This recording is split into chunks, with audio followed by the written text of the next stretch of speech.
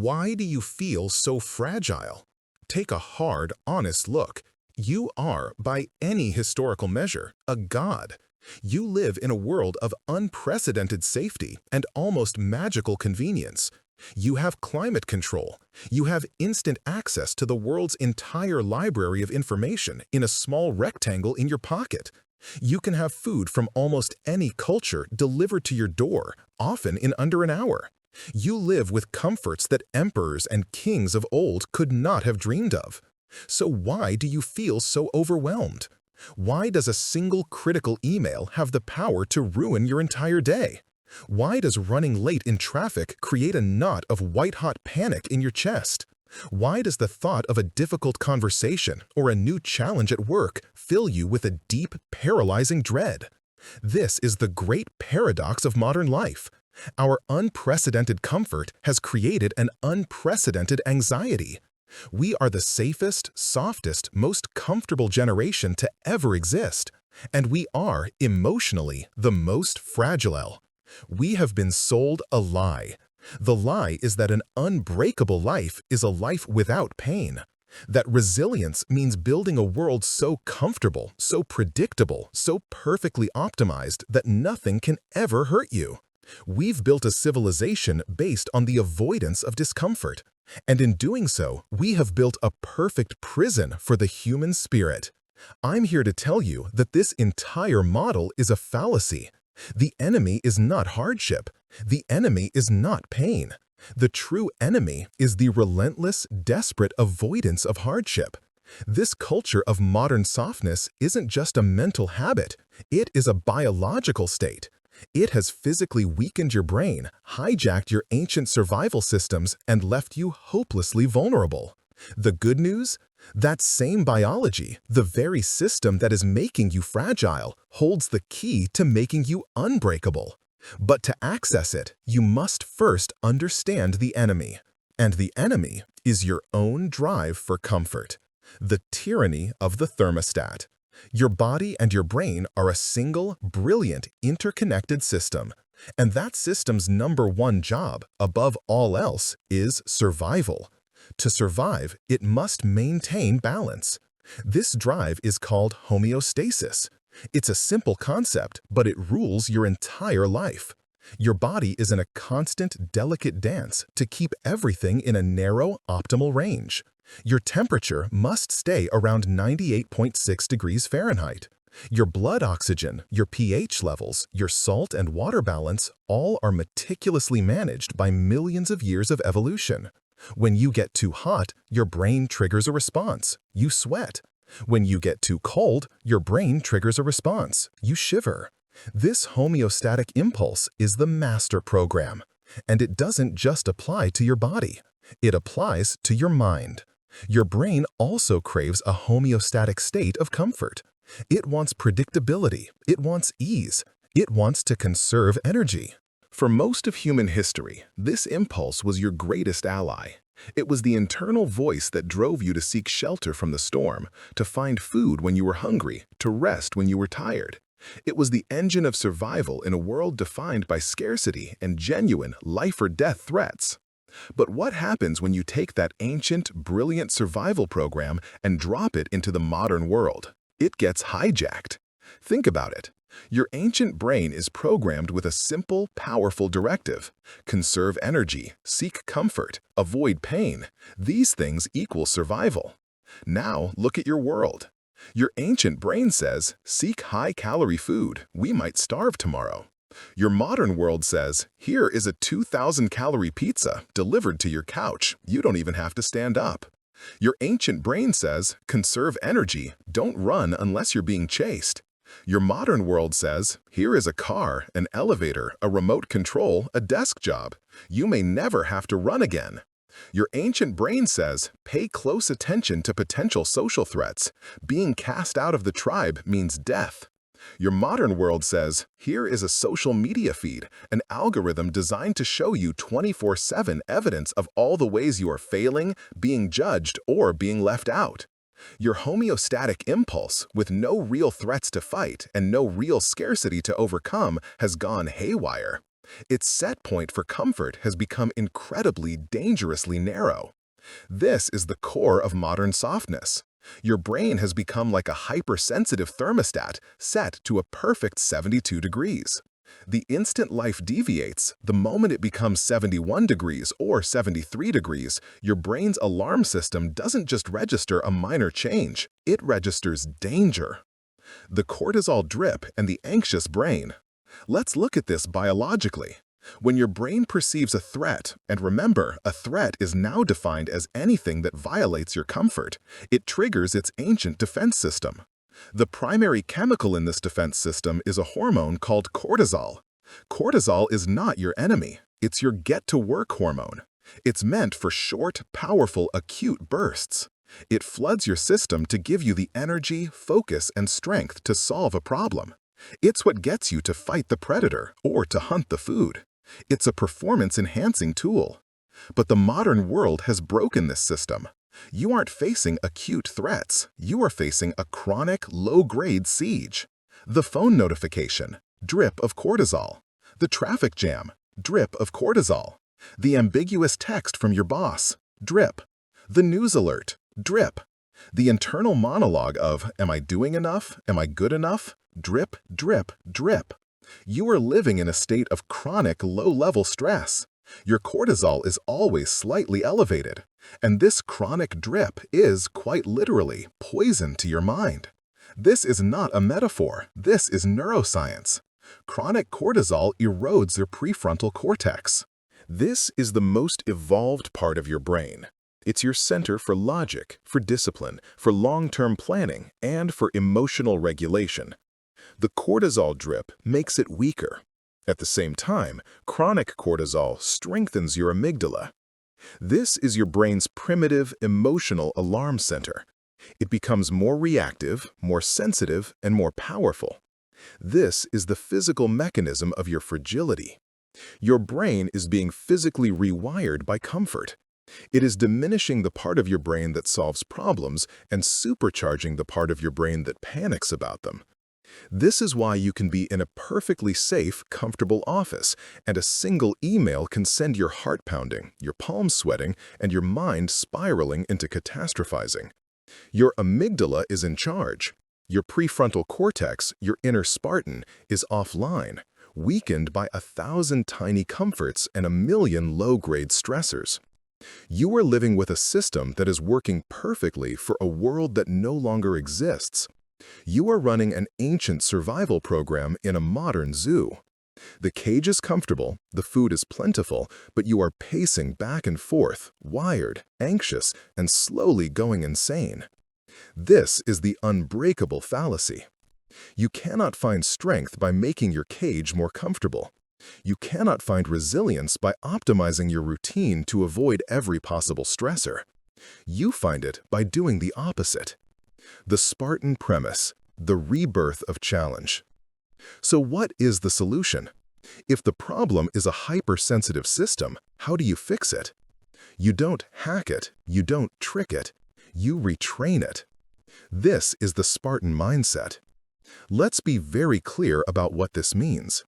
The popular image of the Spartan is a muscle-bound brute, emotionless, cold, and cruel. This is a cartoon, it's a lie. The true Spartan mindset, the one that made them the most resilient and feared culture in the ancient world, was not about being emotionless. It was about emotional mastery. It was not about avoiding pain. It was about using pain. The Spartans understood, intuitively, what modern neuroscience is only now proving. The human system, body and mind, does not get stronger through comfort. It gets stronger only through challenge, stress, and recovery.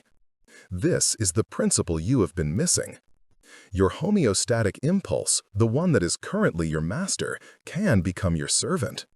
The same mechanisms that make you weak can be harnessed to make you strong. The problem isn't the system, it's that the system is untrained, it's flabby. So, how do we train it? We must deliberately, consciously, and strategically reintroduce challenge into our lives. We must stop living like zoo animals and start living like warriors. We must give our ancient brains real, acute challenges to solve. Think about it like this. When you go to the gym, what are you doing? You are intentionally damaging your body. You are creating micro tears in your muscle fibers. You are stressing your cardiovascular system. You are intentionally violating your body's homeostasis. And how does your body respond? It doesn't just repair the damage, it overcompensates.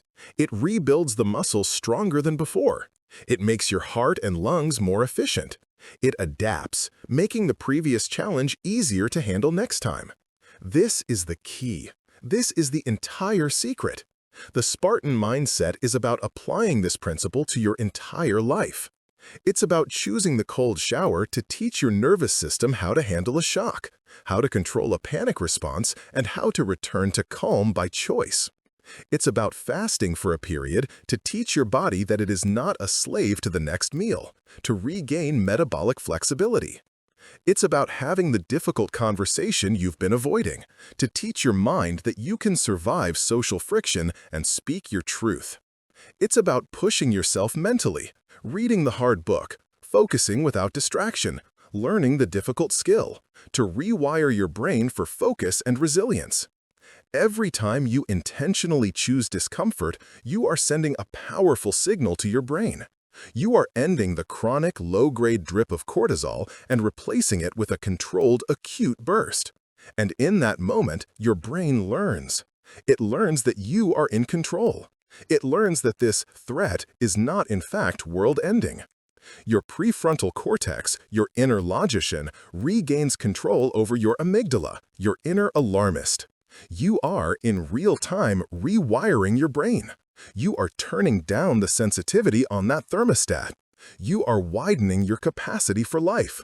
This is not a life hack. This is a fundamental reset of your entire operating system. The unbreakable fallacy tells you that you will be strong when you have eliminated all your problems. The Spartan truth is that you become unbreakable by overcoming them. Strength is not the absence of stress. Strength is the byproduct of stress. You have a choice. You can continue as you are.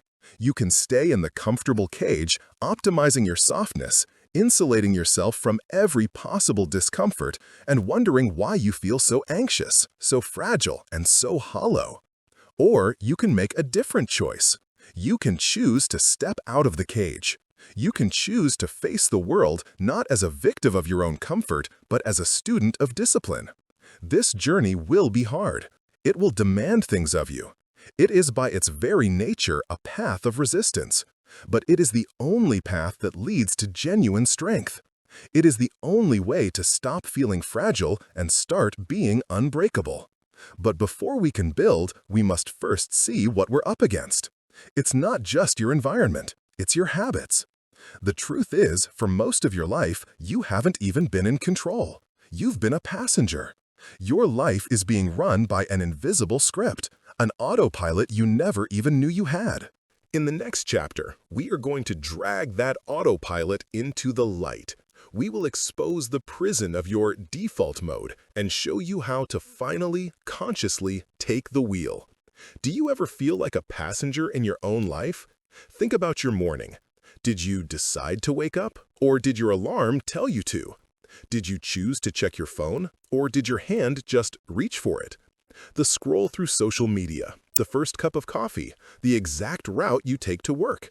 How much of that was a conscious choice, and how much of it was just a script running? Now expand that. The way you instantly get defensive when someone criticizes you. The way you reach for junk food or a drink after a stressful day. The way you procrastinate on the one important task you know you need to do. Finding yourself suddenly organizing your bookshelf or lost in a research black hole online. You feel like a passenger because, most of the time, you are. You are not consciously driving. You are on autopilot. And this autopilot, this default mode, is the single greatest obstacle you will ever face. It's the invisible prison built by the modern softness we talked about in Chapter 1. It is the cage of comfort, and its bars are forged from your own habits. If you are going to become unbreakable, you first have to understand who, or rather what, is actually flying the plane. The brain's automation engineer. Your brain is the most complex object in the known universe.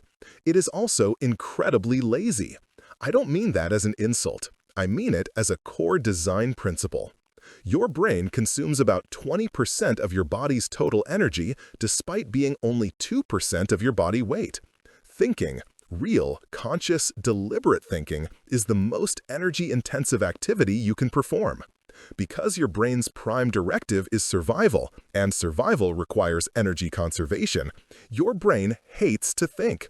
It will do anything to avoid it. So it developed a genius shortcut: automation.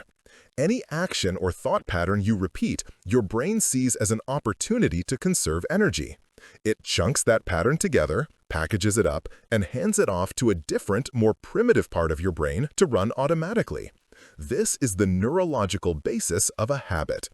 Deep within your brain, there is a cluster of structures called the basal ganglia. You can think of this as your brain's automation engineer or its autopilot control center.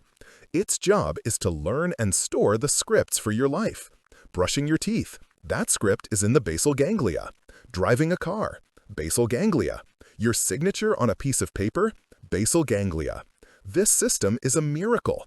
It's what allows you to walk and talk at the same time, or to drive a car while thinking about your grocery list. It frees up your conscious mind, your prefrontal cortex, to focus on new, complex problems. But here is the danger. Your basal ganglia cannot tell the difference between a good habit and a bad one. It is not a moral system, it is an efficiency system. It doesn't care if a script is productive. It only cares if it's repeated. And this is where the modern world, the world of cheap comfort, has laid a devastating trap for you: automating your fragility. Let's look at how this autopilot gets programmed. Every habit, good or bad, runs on a simple three-step neurological loop. The cue, the trigger that tells your brain to run the script. The routine, the physical, mental, or emotional action you perform. The reward, the payoff that tells your brain, this loop works, save it. Now let's see how this creates the fragile, anxious state you're fighting. Let's use a real-world scenario. You're at your job. You're working on a project and you hit a point of difficulty. It's a hard problem. It requires intense, focused, energy-intensive thought. Your brain hates this. It feels the spike in cognitive load as a threat to its energy reserves. It wants an escape. The cue, the feeling of mental strain or stuckness. The routine, your hand, almost of its own volition, reaches for your phone. You open social media, or email, or a news app. The reward, you get an instant hit of novelty. A new image, a new message, a new headline. This gives you a tiny spike of dopamine, the brain's reward chemical. But more importantly, you get relief. You have successfully avoided the difficult, energy-sapping task. Your basal ganglia says, aha, script recorded. When we feel that stuck feeling, the solution is to pick up the phone. It provides relief and a dopamine reward. Save this program. This is a disastrous loop. But let's look at an even more insidious one. The cue. You're sitting on the couch after a long day. You feel a vague sense of stress, or boredom, or loneliness. The routine. You go to the kitchen and grab that bag of chips, or that tub of ice cream, or pour that glass of wine. The reward. An immediate, powerful sensory pleasure. A rush of sugar, salt, or alcohol that temporarily numbs the negative feeling. Your basal ganglia says, script recorded.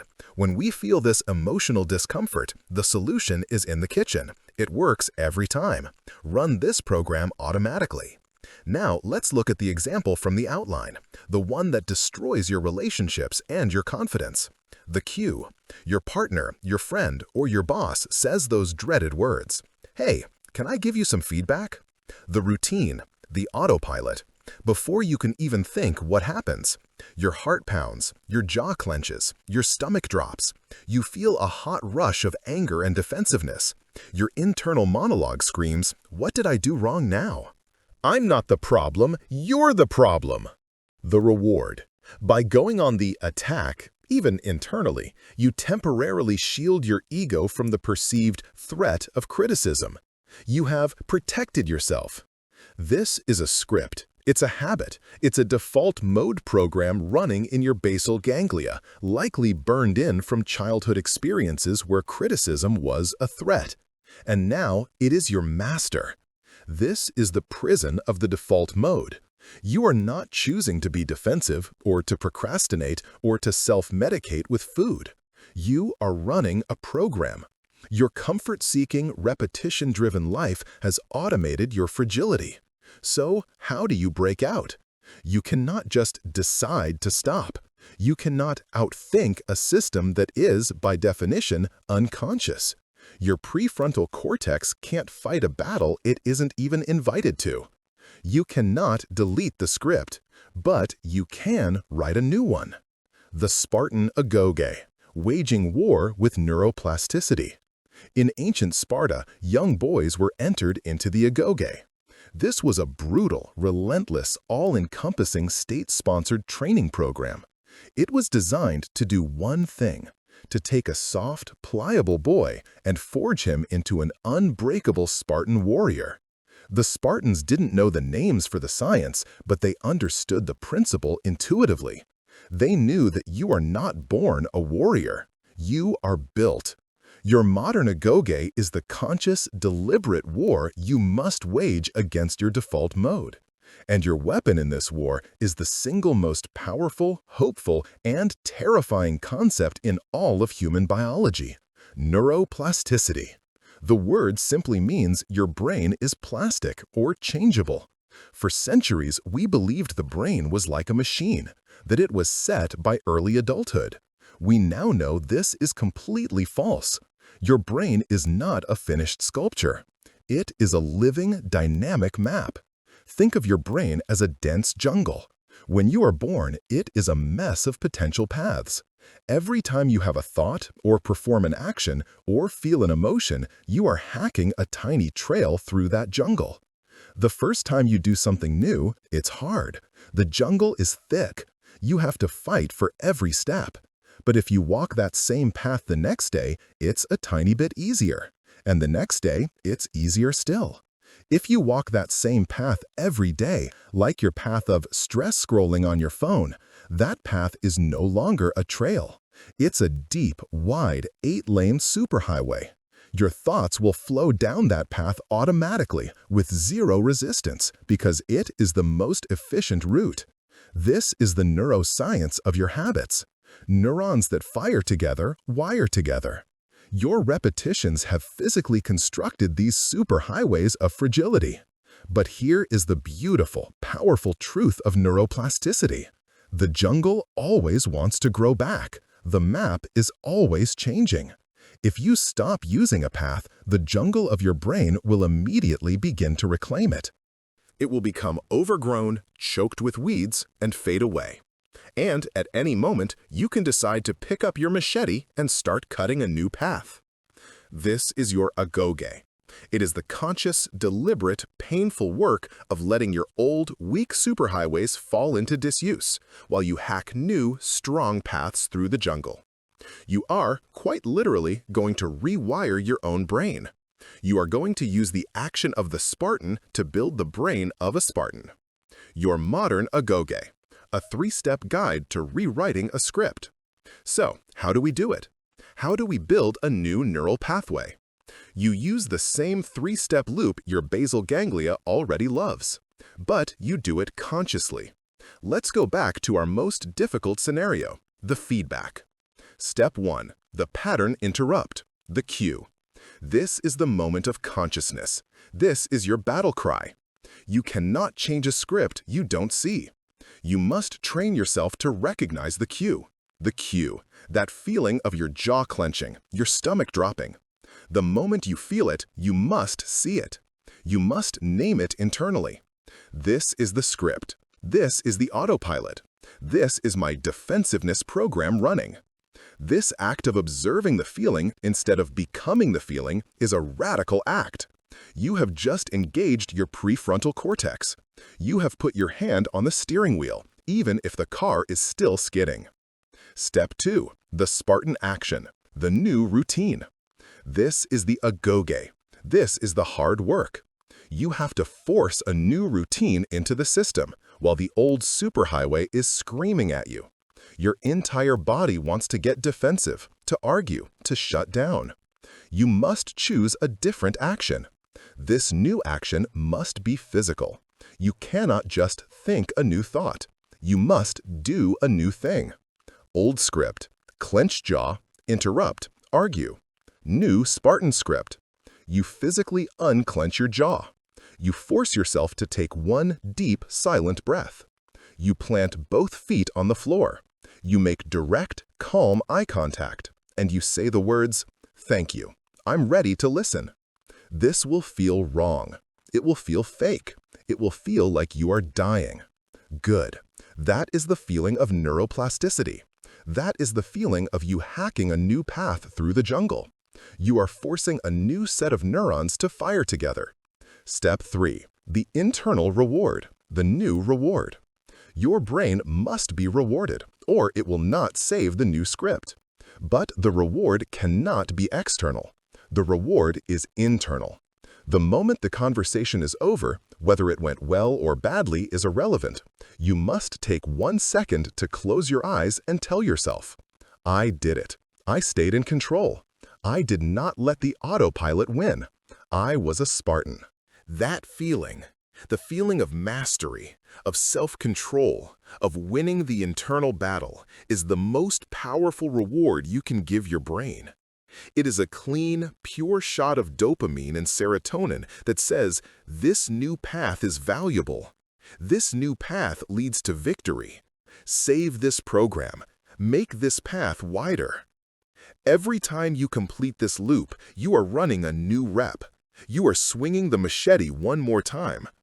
The new path gets a tiny bit clearer, and the old superhighway gets a little more overgrown. This is the work.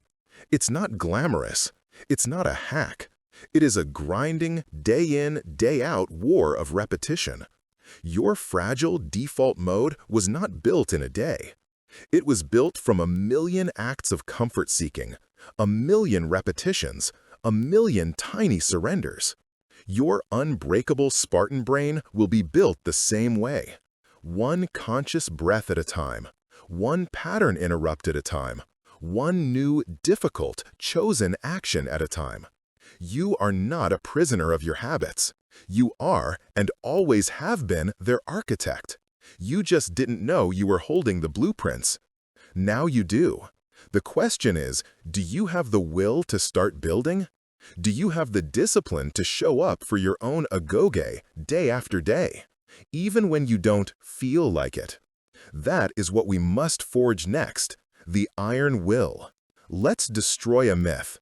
Right now, this very second, let's take the biggest lie of the self-help industry, douse it in fuel, and light it on fire. The lie is this: discipline is a feeling. It's the idea that disciplined people are a special breed, that they wake up every morning filled with a magical, burning motivation to do hard things, that they spring out of bed, craving the cold shower, hungry for the difficult task, excited for the workout. What a comfortable, poisonous lie. We've been taught to wait for the right mood, to wait to feel like it, to wait for a surge of motivation before we act. And how has that worked for you? You wait for the feeling of discipline to strike you, and it never does. You wait for motivation, and what you get is a fleeting, unreliable emotion tied to your dopamine system. It's a chemical reward, and it vanishes the instant the work gets hard, or the instant a more novel, easier reward presents itself, like your phone. And so, you quit. You fall off the wagon. You break the promise to yourself again. And you conclude that you are the problem. You're just not a disciplined person. You're lazy. You're weak. I am here to tell you that is nonsense. Discipline is not a feeling. It is not an emotion. It is not some mystical character trait you are born with. Discipline is a structure. It is an outcome. It is a system you build. The Spartan warrior didn't win battles because he felt like it on a Tuesday morning. He won because his entire life was a system designed for victory. His spear was always sharp. His shield was always polished. His place in the phalanx was known. His actions were not left to the whims of his mood. You have been fighting the wrong battle. You have been trying to feel your way to discipline. You must instead build your way to it. To do that, you must first understand the battlefield. And the battlefield is inside your own skull. It is the daily, moment-by-moment war between the two most powerful parts of your brain. The duel, your inner planner versus your inner animal. Inside your head, there is a constant, brutal duel for control. In one corner, you have your prefrontal cortex, or PFC. This is the most recently evolved part of your brain. It sits right behind your forehead. It is your inner planner. It is the CEO. This is the part of you that is listening to this right now and understanding it. It's the part that sets long-term goals. It's the source of your logic, your reason, your emotional regulation. It is the part of you that knows you should go to the gym, knows you should eat the healthy food, and knows you should do the hard work. It is the voice of your higher self. In the other corner, you have your limbic system.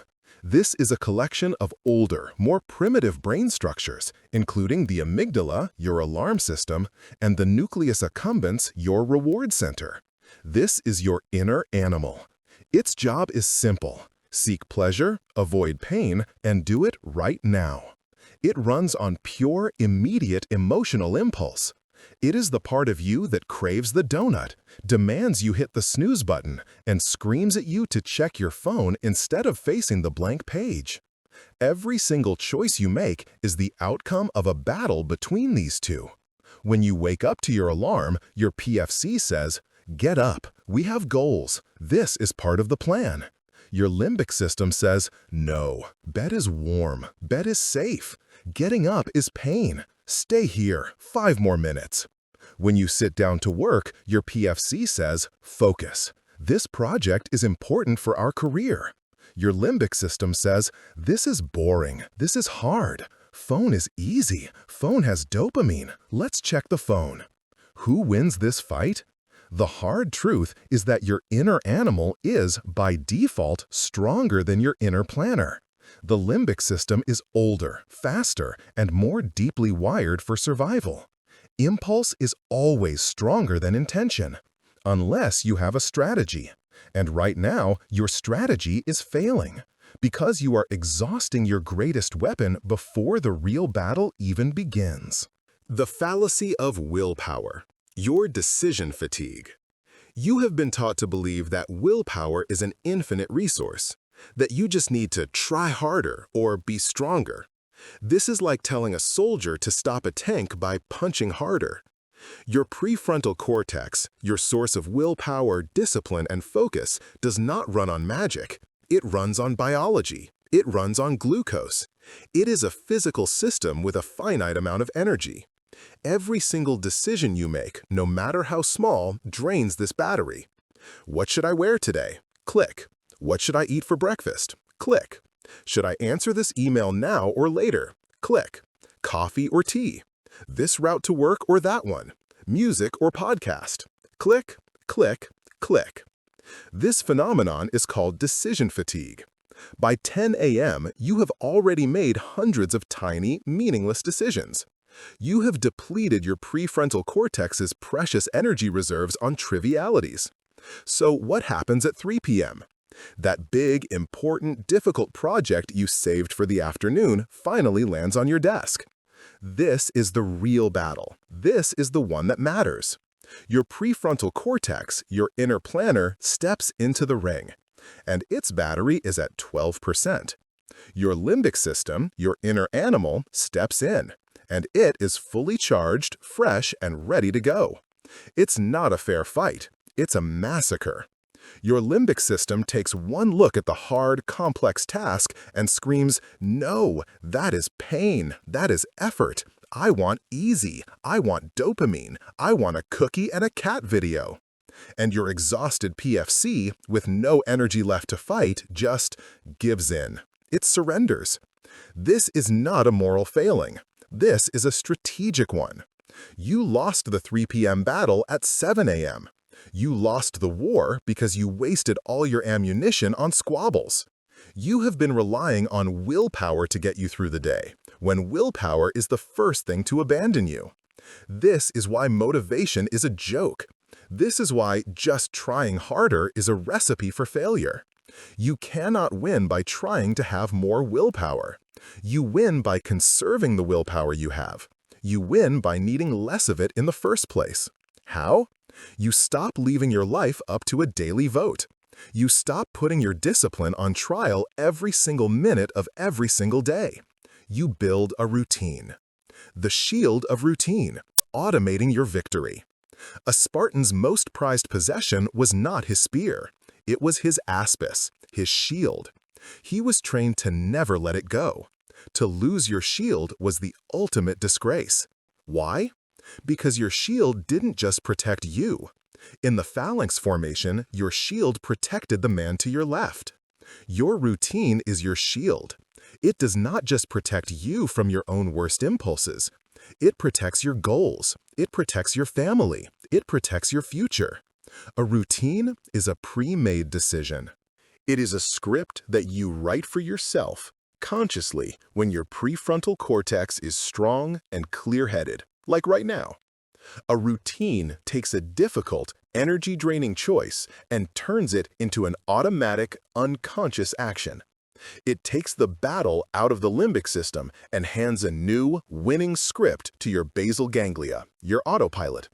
This is the secret. This is the forge for your iron will. You are going to take the most important things in your life and you are going to stop deciding to do them. You are going to make them automatic. You are going to automate your discipline. Think about the sheer energy you will save. What if you never had to decide, should I work out today?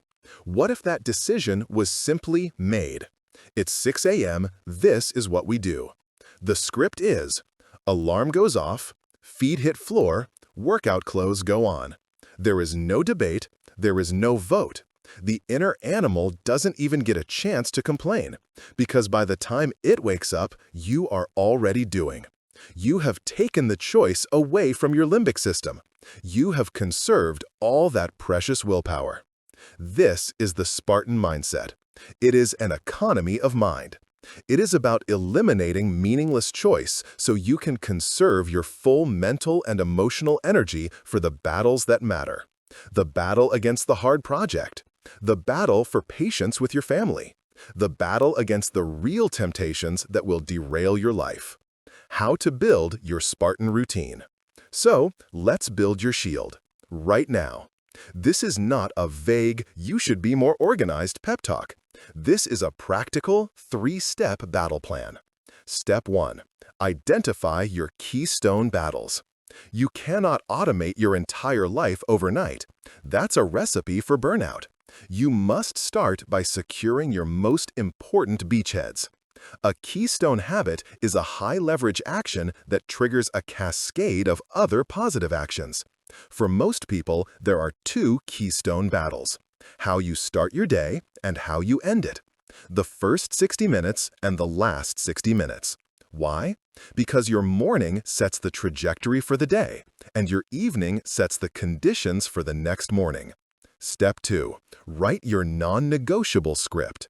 You are going to write down, on paper, not just in your head, a simple, clear, unambiguous script for these 2 battles.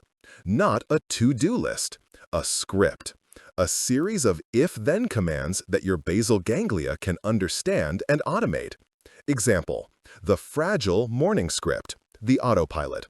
If alarm rings, then hit snooze. If I finally wake up, then grab phone. If I'm on my phone, then scroll social media for 20 minutes. If I'm late, then rush, panic, skip breakfast, grab coffee, and start the day in a state of reactive, cortisol-fueled chaos. Example, the Spartan morning script, the new routine. If alarm rings at 5:30 a.m., then feet hit floor. The alarm is across the room. Non-negotiable. If feet hit floor, then drink the 1-liter bottle of water I prepared the night before. If water is finished, then put on the workout clothes I laid out the night before. If workout clothes are on, then begin 20-minute workout. No phone allowed. Do you see the difference? The Spartan script eliminates decision. It pre-solves the problems. It lays out the armor the night before, so in the fog of war, the morning, you don't have to think. You just have to execute. Your evening script is just as critical. The fragile evening script. If I'm tired, then collapse on the couch. If I'm on the couch, then turn on the TV and scroll my phone at the same time. If it's late, then binge watch one more episode. If I finally go to bed, then stare at the bright screen until I pass out from exhaustion, ruining my sleep quality and guaranteeing a fragile morning. The Spartan evening script. If the clock hits 9 p.m., then all screens go off. Non-negotiable. If screens are off, then lay out workout clothes and water bottle for tomorrow. Pre-solve the morning battle. If clothes are ready, then read a physical book for 20 minutes. If 9:30 p.m. arrives, then lights out. Step 3. Respect the shield. The execution.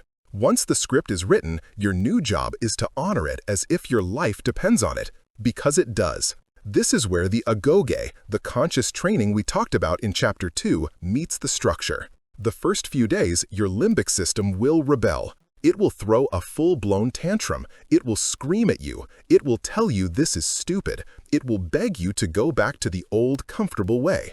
This is the test. Your only job is to ignore the noise and run the script. You don't argue with the voice. You don't negotiate with it. You just do the next thing on the list. And every time you do, you are forging a new neural pathway. You are proving to your brain, physically, who is in charge. This is the forge of iron will. Discipline is not the source of this action. Discipline is the result of it. You don't use discipline to work out. You build discipline by working out. You don't use discipline to wake up early. You build discipline by waking up early. Discipline is the byproduct of a promise kept. By building this shield of routine, you are fundamentally changing the battlefield. You are stopping the slow, stupid drain of decision fatigue. You are saving that precious, finite energy from your prefrontal cortex. You are conserving your power. Why? So that when the real stress of life hits, the unexpected crisis, the sudden challenge, the cold plunge of reality, you are not depleted. You are not running on fumes. You are fully charged. You are ready. You are unbreakable. But what is that cold plunge? We've been taught to fear it, to avoid it at all costs. In the next chapter, I'm going to show you why that fear is your biggest weakness and how to turn that fear into your greatest strength. You are going to love the cold. Your body has a superpower. It is the most remarkable biological gift you possess, and you have been trained from birth to suppress it. That superpower is adaptation. Your body and your mind are not fragile things to be coddled. They are anti-fragile systems designed to be challenged. They do not break under stress. They rebuild themselves stronger in response to it. But this system, this superpower, only activates when it is needed. And in our world of modern softness, it is never needed. Look at the state of your stress system. It is completely, fundamentally broken. You are living in the worst of all possible worlds. You are trapped in a biological gray zone. On one hand, you are never truly at peace. As we discussed in Chapter 1, your life is a chronic, low-grade drip, drip, drip of cortisol. The 24-hour news cycle, the never-ending email inbox, the constant social media notifications, the traffic, the financial worries. Your brain's alarm system is always simmering. It's like revving a car engine in neutral all day long. It's all wear and tear, all friction, all engine heat, and zero forward motion. But on the other hand, you are never truly challenged. Your body is built for acute, high-intensity stress. It is built for the hunt. It is built for the fight. It is built for the sprint. It is designed for a simple, powerful cycle. Stress, resolve, recover. See the threat? Stress. Run from the threat, resolve, escape, recover. Your modern life has destroyed this cycle. There is no resolve. The email inbox is never done. The news cycle never ends. The social pressure is never escaped. You are left with all the anxiety of the stress phase and none of the release of the resolve phase. This gray zone of chronic, simmering, unresolved stress is the poison of modern life. It is this state that weakens your prefrontal cortex, inflames your amygdala, destroys your sleep, and makes you physically and emotionally fragile. So, how do you fix a system that is dying from 1,000 tiny paper cuts? The answer is counterintuitive. The answer is not less stress. The answer is better stress. You must stop the drip of chronic stress by intentionally, strategically introducing a shock of acute stress. You must force your system to reboot. This is the principle of hormesis, and it is the key to unlocking your biological superpower. The vaccine for stress hormesis is one of the most beautiful and powerful concepts in biology. The word sounds complex, but the idea is simple. A controlled, acute dose of a stressor does not harm the organism. It triggers a powerful, adaptive response that makes the entire system stronger, more resilient, and more efficient. It is, quite literally, a vaccine for stress. How does a vaccine work? A doctor injects you with a tiny, dead, or weakened piece of a virus, a controlled, acute stressor. Your body's immune system, sensing this threat, panics. It doesn't just clear out the tiny weak threat, it mounts a massive, system-wide response. It builds a whole army of new antibodies. It learns. It adapts. And when the real, full-strength virus comes along, your body doesn't even flinch. It is prepared. It is unbreakable. This is hormesis. You are already familiar with it in one area, the gym. When you lift a heavy weight, you are intentionally creating a hormetic stress. You are causing micro tears in your muscle fibers. You are damaging your body. And how does your body respond? It doesn't just patch the holes. It adapts. It overcompensates. It rebuilds the muscle stronger than it was before, so it can be ready for that same stressor in the future. This is the key. Chronic, low-grade stress breaks you down. Acute, high-intensity stress builds you up. When your body is hit with that chronic drip, drip, drip of cortisol from your emails, it just gets inflamed, anxious, and weak. It's a threat it can't fight, a chase that never ends. But when your body is hit with a powerful, sudden, acute shock, a Spartan shock, something magical happens. Your brain and body go, "Whoa, this is a real challenge. This is not an email. This is real." In that moment, your system doesn't just release cortisol. It unleashes a life-giving cascade of powerful, regenerative chemicals. It releases endorphins, your body's natural painkiller and mood booster. It releases norepinephrine, a neurotransmitter that creates laser focus and sharp mental clarity. It triggers the release of heat shock proteins and cold shock proteins, which are powerful agents that repair cellular damage and protect your DNA. It jumpstarts autophagy, a process where your cells literally eat their old, damaged, and cancerous components. It is a deep cellular cleansing. You are, in effect, using a controlled fire to clear out the dead underbrush of your gray zone anxiety. You are stressing yourself to become calmer. You are hurting yourself to become stronger. This is the Spartan mindset in action. It is the rejection of comfort. It is using the obstacle as the path. So, how do we do it? How do we apply this? You must begin the practice of voluntary discomfort. You must find ways to embrace the cold, both literally and metaphorically. You must pick your challenge. Here is your new toolkit. The Spartan Shock, your toolkit for hormesis. Your goal is to find an action that is acute, intense, and safe. Something that jolts your system out of the gray zone and forces it to adapt. This is not self-punishment. This is self-calibration. Here are 3 of the most powerful hormetic stressors available to you. 1. The cold plunge. Mastering the primal panic. This is the most famous, and for good reason.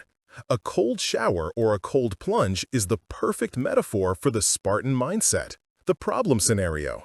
You wake up, your alarm goes off, you feel that familiar, low-grade dread. You're groggy, your mind is fuzzy, and you are already anxious about the day. Your hand reaches for your phone to get your first hit of comfort and distraction. You are starting your day in the gray zone. The Spartan solution. You walk to the shower, you take a deep breath, and you turn the handle all the way to cold.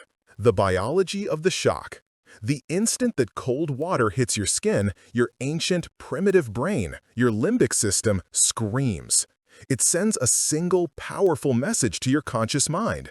We are dying. This is danger. Get out, now. This is the gasp reflex. Your heart pounds. You can't breathe. This is a full-blown, non-negotiable panic signal. And this is the entire battle. Your prefrontal cortex, your inner planner, knows you are not actually dying. You are in a bathroom. You are perfectly safe. You have a choice. You can obey the panic signal, like you do all day long, or you can master it. You force yourself to stay under the water. You force yourself to control your breathing. You consciously calm your body while the alarm bell is ringing. The adaptation, the reward. You have just done the single most powerful rep of your entire day. You have, in a very real physical battle, proven that your pre-autofrontal cortex is the master of your limbic system. You have taught your brain, at a cellular level, I can feel the panic signal and choose a calm response. What happens next? Your body, flooded with that intense shock, unleashes the adaptive cascade. The norepinephrine creates diamond-sharp focus. The endorphins create a rush of clean, powerful, non-anxious energy. You step out of that shower a different person. You have reset your entire nervous system. You have taken your anxiety, met it head-on in a physical fight, and won. You have won the first battle of the day. You are unbreakable. 2. Acute exercise. Burning off the gray zone. The problem scenario. It's 4 p.m. You've been sitting in a chair, soaking in the drip of cortisol. You feel agitated, restless, and completely unfocused. Your body is screaming fight or flight, but you're just sitting there, staring at a spreadsheet. You try to push through, but your mind is mud. The Spartan solution. You don't push through. You give your body the fight it is begging for. You stop, you change, and for 20 minutes, you go to war. Not a long, slow jog. That's more gray zone. You need a shock, a 20-minute high-intensity workout, sprints. Burpees, kettlebell swings, heavy lifting, something that demands everything and leaves you gasping for air. The biology of the shock. This is the fight or flight you were built for. You are finally giving that cortisol a purpose. You are metabolizing it. You are burning it off in a blaze of intense effort. You are completing the stress, resolve cycle.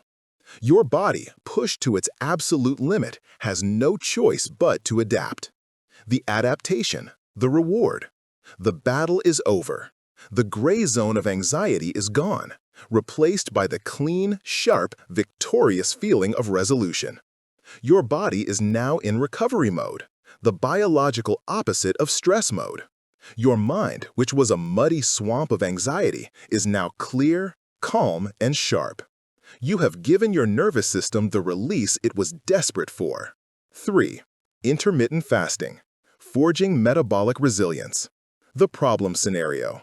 You are a slave to your next meal. You need your 8 a.m. breakfast, your 11 a.m. snack, your 1 p.m. lunch. If you're 20 minutes late, you get hangry. Hungry plus angry. You're irritable, your mind is foggy, and you can't concentrate. You have an energy crash every day at 2:30 p.m. This is not strength. This is metabolic fragility. The Spartan solution. You choose to skip a meal. You push your first meal of the day back to noon. You practice intermittent fasting. You are voluntarily introducing the hormetic stressor of scarcity, the biology of the shock. For the first few days, your body panics. Your hunger hormones, ghrelin, spike, screaming, "We are starving! Eat! Eat now!" This is the same as the cold shower. It's a false alarm from a spoiled, untrained system. But when you don't eat, your body, sensing a lack of incoming easy fuel, glucose, flips a powerful metabolic switch. It says, "Okay, no easy sugar. Time to use the good fuel." It begins to burn your stored body fat, which is a much cleaner, more efficient, and longer-lasting fuel source. The adaptation, the reward. You have retrained your body. You have broken its addiction to constant easy sugar. You are no longer on the blood sugar roller coaster that causes the hangry feelings and the 2:30 p.m. crash. You have stable, clean, all-day energy. Your mind is clearer. Fat burning produces ketones, which are a superfuel for the brain. And on a deeper level, you've triggered autophagy, that cellular spring cleaning. You are literally making your body younger and stronger from the inside out. You have proven that you are the master of your hunger, not its slave. You must choose your discomfort. This is the Spartan premise. You can either be the victim of your comfort, or you can be the master of your discomfort. The gray zone of modern life is a passive experience. It happens to you. It's an endless, chronic siege that slowly grinds you down. Voluntary discomfort is an active choice. It is the Spartan shock. It is you, the general, taking control of the battlefield and choosing the terms of engagement. This is the path out of fragility. You must stop running from the shock to the system.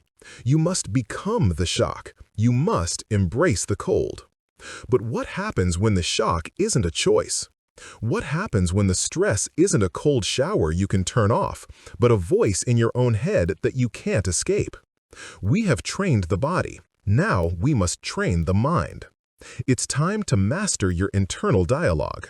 What if your greatest enemy isn't your boss, your finances, or your circumstances? What if your greatest enemy is the voice between your own ears?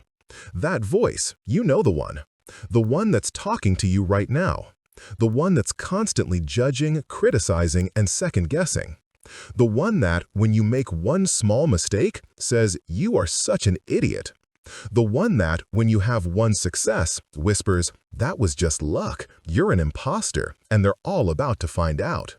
For most of your life, you have been living in a prison with a 24/7 torturer, and that torturer is you. This is not a metaphor. This is the central, unfiltered experience of the modern, fragile mind. You are drowning in a flood of your own negative self-talk. You don't just have negative thoughts. You have allowed them to become your identity. This internal dialogue runs on 3 disastrous automated programs. Catastrophizing. You take one small negative event and, in a split second, you build a mental tower of terror, following it to its absolute worst possible conclusion. A car cuts you off, and you're not just angry. You're convinced you're going to get in a fiery crash, your life is out of control, and the world is a horrible place. Personalizing. You make everything about you. Your boss seems to be in a bad mood, and your immediate gut-level conclusion is, "It's because of me. What did I do?" You take on the blame for events and emotions that have nothing to do with you. Ruminating. You are a time traveler stuck in a broken machine, one that only travels to the past. You replay that awkward thing you said at a party over and over. You relitigate an argument from yesterday, thinking of all the things you should have said. You are stuck in a mental feedback loop, reliving the pain without learning from it. When these 3 programs are running on autopilot, your life is hell. You are living in a state of constant self-generated stress. And the first thing you must understand is this. This is not your fault. You are not broken. You are not a negative person. You are running a piece of ancient, powerful, and deeply outdated survival software. The tyranny of the threat scanner. Your brain, as we've discussed, is not a tool designed to make you happy. It is a tool designed to keep you alive. For 99.9% of human history, your ancestors lived in a world of immediate, lethal threat. Survival did not depend on appreciating a beautiful sunset or feeling gratitude or having a positive self-image. Survival depended 100% on one thing: noticing the one thing that was wrong. It was about spotting the one patch of rustling grass in a calm field. It was about remembering the one type of red berry that made someone sick. It was about seeing the one member of a rival tribe on the horizon. The ancestor who spent all day appreciating the sunset, he got eaten. The ancestor who was paranoid, the one who was constantly scanning what's wrong, what's out of place, what could kill me, that ancestor survived. You are the descendant of an unbroken line of paranoid, anxious, hyper-vigilant survivors. This survival mechanism is called the negativity bias.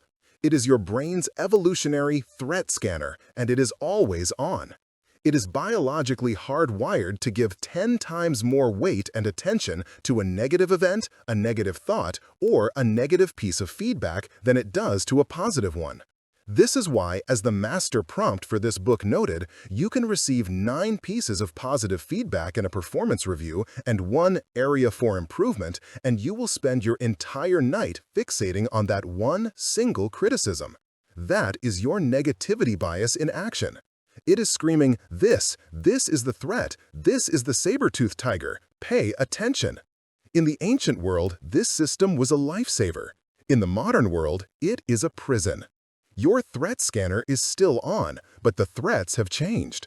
The saber-toothed tiger is no longer a predator in the bushes. It's an email from your boss. It's a text message left on read. It's a person looking at you with a neutral expression. It's a bill in the mail. Your brain, with its ancient software, cannot tell the difference. It scans your modern, safe life and finds threats. And when it finds one, it runs the same old programs: catastrophize, personalize, ruminate. The anatomy of a spiral. Let's walk through this moment by moment. Let's make it real. The problem scenario. The 10-word email. You are at your desk, working. An email notification pops up. It's from your boss, a senior manager.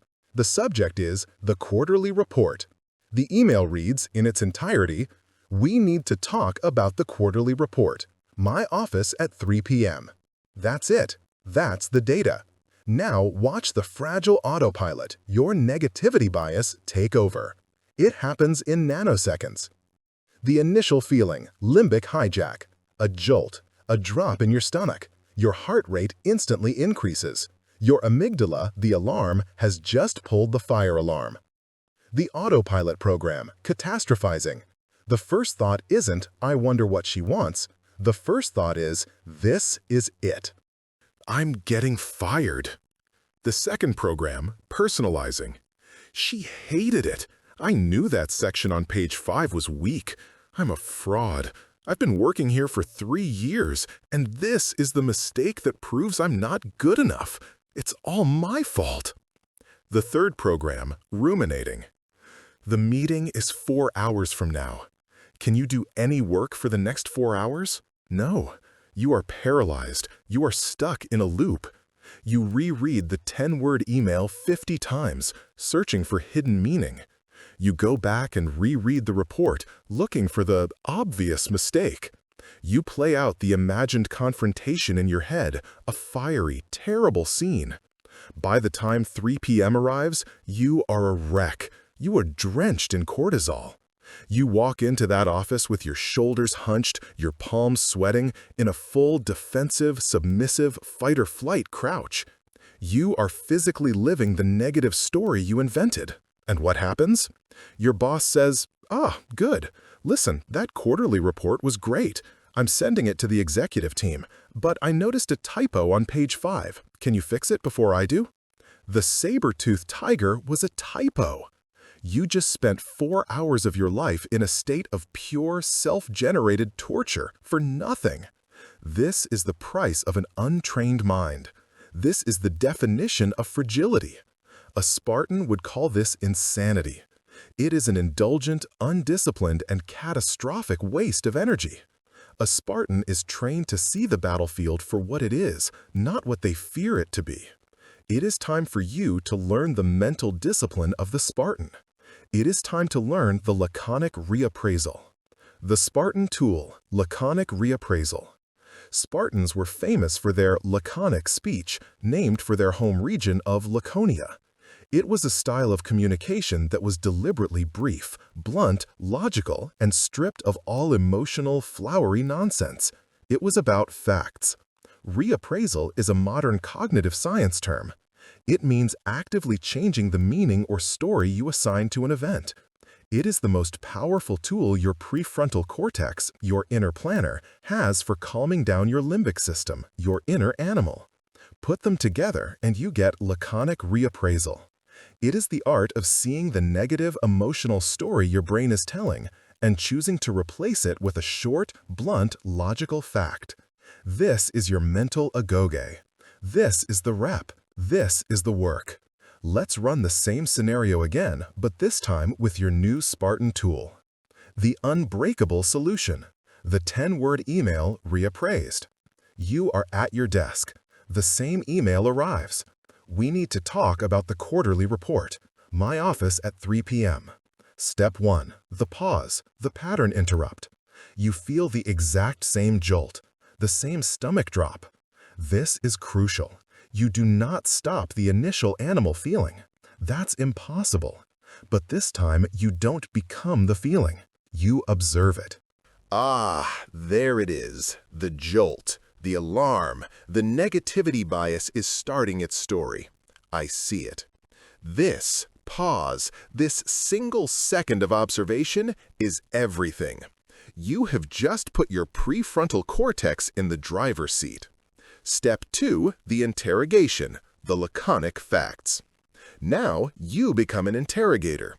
You hit your spiraling mind with 3 blunt Spartan questions. Question 1, what are the undisputed facts? Fact, I received an email. Fact, the subject is the quarterly report. Fact, the meeting is at 3 p.m. Question 2, what is the story I am inventing? Story, I'm getting fired. I'm a failure. My life is over. Question 3. Is this story 100% true? Answer, no. It is an assumption. It is a fantasy. Step 3. The reappraisal, the new logical script. You now consciously write a new script. It is not a positive fantasy, like, this meeting is definitely a promotion. That is just as false. You replace the negative fantasy with brutal, laconic logic. Your new internal script is, my boss wants to talk about the report. I do not have enough data to form a conclusion. Fired is a story. Good job is a story. The fact is, we will talk at 3 p.m. Wasting 4 hours on panic is a strategic weakness. My mission now is to review the report's key points so I am prepared for any question. This is the battle won. Do you see what you just did? You took a threat and you reappraised it as a mission. You took an amygdala hijack, there's that term, used as a target to be defeated, and you overruled it with your prefrontal cortex. You stopped the cortisol drip before it could begin. You conserved your mental energy. You walk into that 3 p.m. meeting calm, prepared, and in control. You walk in like a Spartan. You are not your thoughts. This tool will change your life. You must apply it relentlessly. When you are ruminating on a mistake from yesterday, the story, I can't believe I said that. I'm an idiot. The facts, I said something I regret. I feel embarrassed. The reappraisal, can I fix it? If yes, I will apologize. If no, the event is over. Replaying it now is self-punishment and serves no purpose. The mission is to learn from it and move on. When someone cuts you off in traffic, the story, that person is a selfish monster. My life is in danger. The world is falling apart. Catastrophizing. The facts, A car moved into my lane. I had to brake. The reappraisal. My threat system was activated, but I am safe. The event is over. I will not sacrifice my own peace of mind for their bad driving. My mission is to get to my destination safely. When you look in the mirror and your negativity bias starts. The story? I look terrible. I'm out of shape. I'm a failure. The facts? I am looking at my reflection. I am not satisfied with my current physical state. The reappraisal. Hating myself is not a plan. It is an indulgence. The fact is, I am in control of my actions. My mission today is to follow my Spartan routine. Eat clean, train hard. The feeling of failure is not the fact of failure. The fact is, I am on the path. This is the agoge for your mind. It will feel fake at first. It will feel hard. Your brain will fight you. It will crave the familiar, juicy, dramatic negative story. You must be relentless. You must be laconic. You must be a Spartan. You are not your thoughts. You are the observer of your thoughts. And with this tool, you have just been promoted. You are no longer the prisoner of your internal dialogue. You are the warden. You are mastering your inner world. You are learning to control your biology, your routines, your stress, and your thoughts. You are building an unbreakable mind. But the Spartans, for all their legendary individual toughness, knew a secret that modern society has forgotten. The lone wolf hero is a myth. It's a lie. The greatest strength of a Spartan was not his own shield. It was the man next to him. You cannot and you will not win this battle alone. It's time to find your phalanx. The image of the unbreakable hero is a lie. Think about it. Every story we've been told, every film, every cultural icon of strength. It's almost always a solitary figure. The lone wolf, the rugged individualist, the self-made man who pulls himself up by his own bootstraps, the stoic genius who needs no one. We have been conditioned, poisoned by this myth. We've been taught to worship hyper-individualism. We believe that unbreakable means being an island, that strong means needing no one. I am here to tell you that this is not just a fantasy. It is the single most dangerous, self-defeating, and fragile lie you have ever been told. In the real world, the lone wolf starves. The lone wolf freezes. The lone wolf is picked off by the pack. The most unbreakable things in nature are not solitary. They are networks. A coral reef is not a single strong rock. It is a vast, interconnected colony of millions of tiny, fragile organisms that together can shatter a ship. A redwood tree does not stand against a storm with one deep taproot. The redwoods stand because their roots, just below the surface, are interlocked with all the other trees around them. They form a living phalanx. You are human. You are not a solitary species. You are a social species. You are, by biological design, a network. And your insistence on going it alone is not just hindering your progress, it is actively killing you. The biology of the outcast. For our ancient ancestors, the single greatest threat to survival was not a predator. It was not starvation. It was exile. To be cast out of the tribe, to be alone, was a guaranteed death sentence. A lone human cannot hunt large game, cannot defend against a pack of predators, cannot survive a harsh winter. Because this threat was so total, your brain evolved a powerful, non-negotiable defense mechanism. It evolved to register social isolation with the exact same level of panic as a lethal physical threat. When you feel lonely, you are not just sad. That feeling of hollow, anxious isolation is not just a mood.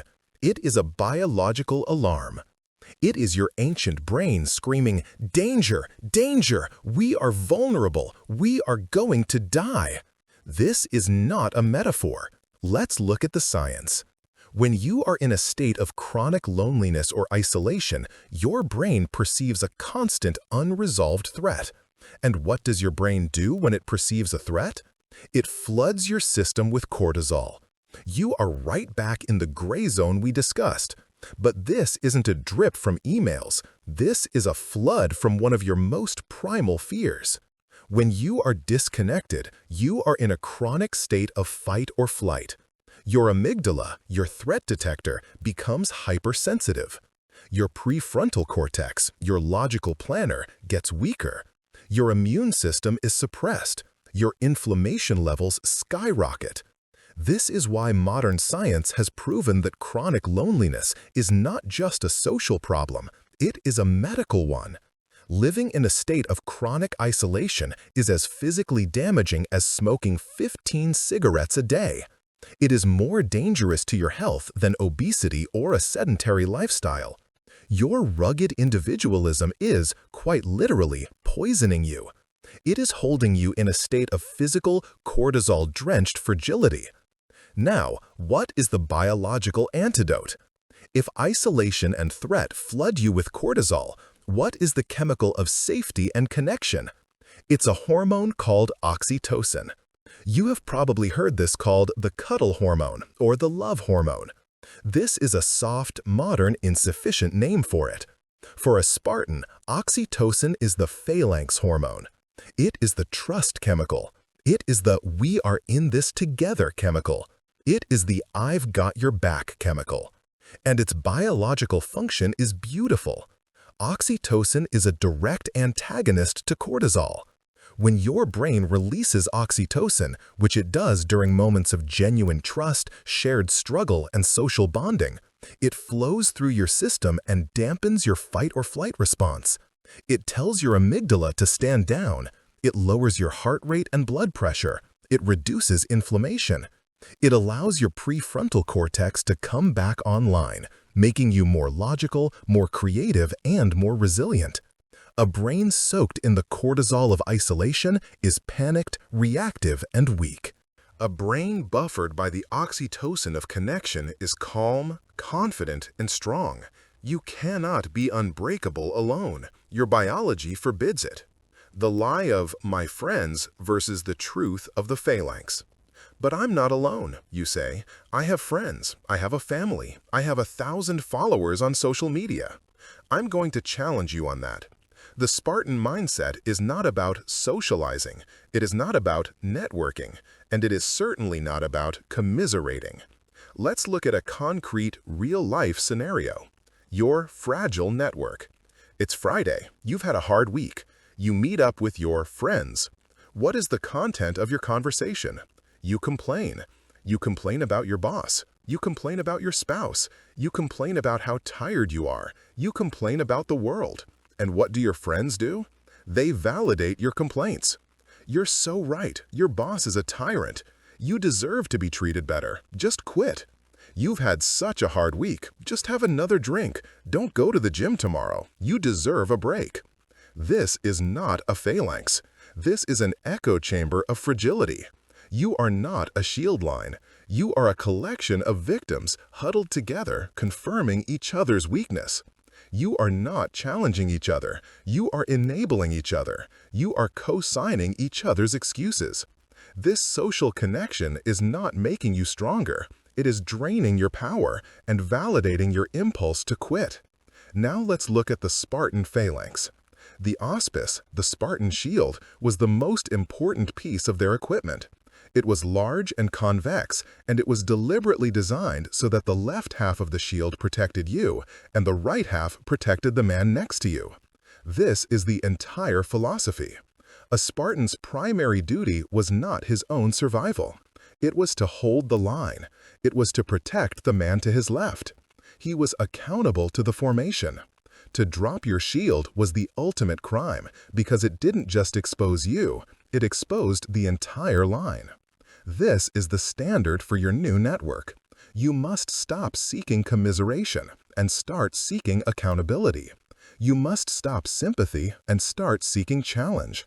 Your phalanx is not the group you complain with. Your phalanx is the small, elite team you build with. It is the group bound by two sacred, non-negotiable principles: a shared, difficult purpose, mutual, unflinching accountability. How to build your shield line. This is not easy. True shield partners are rare. You must seek them out. You must earn your place in their line. Here are the 3 practical tools to build your phalanx. Tool 1. Find your shield partner, the one-on-one check-in. You need one person, not a therapist, not a cheerleader. You need a partner in arms, someone who is also on this path. Someone who is also trying to become unbreakable. Once you have this person, you establish new rules of engagement. Your communication is no longer about venting. It is about reporting. The fragile check-in. Hey, I'm feeling so unmotivated. I'm just gonna skip the gym. Oh, that's okay. Don't be so hard on yourself. You should rest. The Spartan check-in. This is a daily text message. It is laconic. It is a report. 0530. Cold plunge done. Workout done. 1 hour deep work done. Hold the line. The only acceptable responses. Good. Mine is done too. Hold the line. Why not? Get it done. Report back. Hold the line. Do you feel the difference? That is not a friendship of comfort. That is a partnership of strength. There is no room for excuses. There is only the mission. This person is your shield partner. They are protecting your left flank from your own weakness, and you are protecting theirs. This bond is forged in oxytocin, but it's an oxytocin born of shared, voluntary struggle. Tool 2. Find your mentor, the veteran. A phalanx needs veterans. It needs leaders who have seen the battle, who know the terrain. You must find a mentor. This is someone who is already where you want to be. They have already built the business. They already have the discipline. They have already won the fight. Your relationship with this person is not about networking or getting a coffee. It is about humility. You do not go to a mentor for validation. You go for orders. The fragile approach. Hey, I had this idea. What do you think? I'm just so stressed about it. I don't know. The Spartan approach. I have a mission to build my own business. You have done this. I will trade any work. I will clean your floors. I will organize your files in exchange for 15 minutes of your time per month to correct my form. Tell me what I am doing wrong. A mentor is not your friend. A mentor is your commander. They are not there to make you feel good. They are there to make you better. They point out the flaws in your shield, the gaps in your armor, before the enemy does. Tool 3. Join the hard group, the platoon. This is the fastest way to forge new, unbreakable bonds. You must intentionally join a community that is organized around a shared, difficult purpose. When you suffer with other people, voluntarily, in pursuit of a common goal, the human brain floods with oxytocin. It is the most powerful bonding agent on Earth. It is the boot camp effect. Where do you find this? Join a jiu-jitsu gym or a martial arts dojo. You are literally, physically, trusting people not to harm you while engaging in simulated combat. This is pure phalanx building. Join a CrossFit box or a powerlifting gym. The shared suffering of a brutal workout. Join a demanding volunteer group, working together in difficult conditions. Sign up for a team-based endurance race, like a Spartan race, literally. When you are all on the floor, gasping for air, covered in sweat or mud, and you look at the person next to you, that is your phalanx. You don't need to talk about your feelings. You have a shared understanding built on respect and proof of work.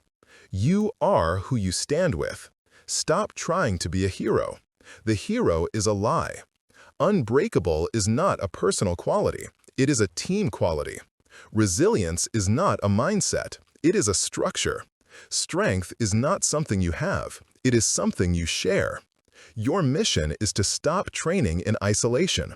The soft networks in your life are an echo chamber for your weakness. You must have the courage to leave them or to change the rules of engagement. You must find the people who will challenge you, not coddle you. You must find the people who will check you, not enable you. You must find the people who will hold you accountable to the Spartan standard you have set for yourself. Your phalanx is waiting. Go find your shield line. But now you have your inner world mastered. You have your team beside you. You are ready to face the outer world. And the outer world is waging a war for your most valuable asset. It's not your money. It's not your time. It is your focus. And in the next chapter, we are going to build the attentional armor to win that war. What is your single most valuable asset? It's not your bank account. It's not your car or your house or your title. It is the one finite, non-renewable resource that dictates the entire quality of your life. It is your focus, your ability to direct your attention at will to a single point and hold it there. That's it. Everything you want, the business you want to build, the skill you want to learn, the relationship you want to deepen, the unbreakable mind you are trying to forge, it all depends on this one single superpower. And it is under a coordinated, systemic, and relentless attack. You are not just distracted. You are not just a good multitasker. You are a casualty in a war you didn't even know you were fighting. A war for your mind. Let's look at the symptoms. Let's make this real. You sit down to read one page of a book, and by the bottom of the page, you realize you have no idea what you just read. Your mind was somewhere else. You have a phantom buzz in your pocket. You feel your phone vibrate. You pull it out, and there's nothing there. Your nervous system is so primed for interruption, it is now inventing it. You're in a conversation with someone you love, and you are fighting an almost physical urge to check your phone. You're there, but you're not present. You can't go 90 seconds. You pick up your phone, unlock it, check nothing, lock it, and put it down. 10 seconds later, you pick it up and do it again. It is a compulsion. This state has a name. It's called continuous partial attention. It's the state of always being half-focused on everything, and therefore never fully focused on anything.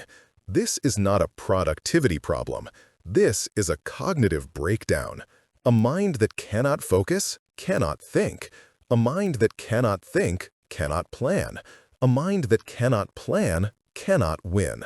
A Spartan would see this state of mind not just as a weakness, but as a disgrace. It is a captured mind. It is a mind that has surrendered its sovereignty. To become unbreakable, you must reclaim this sovereignty. You must understand how you were captured, and you must build the armor to deflect the arrows of distraction. The dopamine slot machine. I'm going to tell you something that might make you angry, but it's the truth. Your lack of focus is not your fault. It is not a moral failing. You are not lazy. You are not undisciplined. You are a human being with a millions-of-years-old brain, and you are being targeted by a multi-trillion-dollar industry that has engineered a system to hijack that brain. You are a foot soldier, armed with a spear, fighting against a fleet of stealth bombers. To win, you have to understand their weapon, and that weapon is called dopamine. We've talked about cortisol, stress, and oxytocin connection. Now we must talk about the most seductive and most dangerous chemical of all. There is a huge misconception about dopamine. We call it the pleasure chemical. It is not. Dopamine is the motivation chemical. It is the seeking chemical. It is the neurotransmitter of craving. Its job is not to give you a feeling of pleasure. Its job is to make you want the thing that might give you pleasure. It is the chemical of anticipation. In the ancient world, this system was brilliant. It's what motivated your ancestors to get up and seek food, seek water, or seek a mate. When your ancestor found a new patch of berry bushes, a novel reward, their brain would release a hit of dopamine, effectively tagging that behavior. That was good. Do that again. The key words are seek and novel. Now, let's look at the modern world. What is the most addictive device in human history? A slot machine. Why is a slot machine addictive? Think about it. It's not because you win. In fact, you lose almost every single time. It's addictive because you might win. It's the unpredictability. You pull the lever. Maybe this time. You pull the lever. Maybe this time. Clang, clang, clang. You win 3 cherries, a reward. Your brain floods with dopamine. Not because the reward was so big, but because it was unexpected. This is called an intermittent reinforcement schedule, and it is the most addictive, most powerful behavioral training tool on the planet. Now, look at your phone. Your phone is not a phone. It is a dopamine slot machine that you carry in your pocket 24 hours a day. You pull it from your pocket. You seek. You pull down to refresh your email inbox. You pull the lever. Maybe this time. Nothing. You pull down to refresh your social media feed. You pull the lever. Maybe this time. Nothing. Just the same old posts.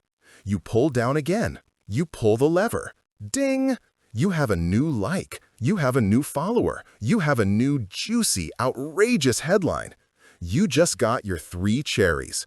Your brain, hijacked, says, "That was a good pull. Do that again." This is not a conscious process. This is a deep, primal behavioral loop being burned into your basal ganglia. This system is designed to do this. The app developers know this. The pull to refresh feature was explicitly modeled after a slot machine lever. So, what is the consequence of living in this state? You are physically, neurologically training your brain to crave novelty over value. You are training it to need a constant stream of tiny, trivial, intermittent rewards. What happens then when you sit down to do deep work? What happens when you sit down to read a 400-page book, or write a complex business plan, or have a deep, nuanced 30-minute conversation? There are no intermittent rewards. There are no dings. There is no novelty. Your dopamine-addicted brain, your inner animal, panics. It throws a tantrum. It screams at you, "This is boring. This is not a reward. Give me the slot machine. Give me the novelty. Give me the hit." This is the itch.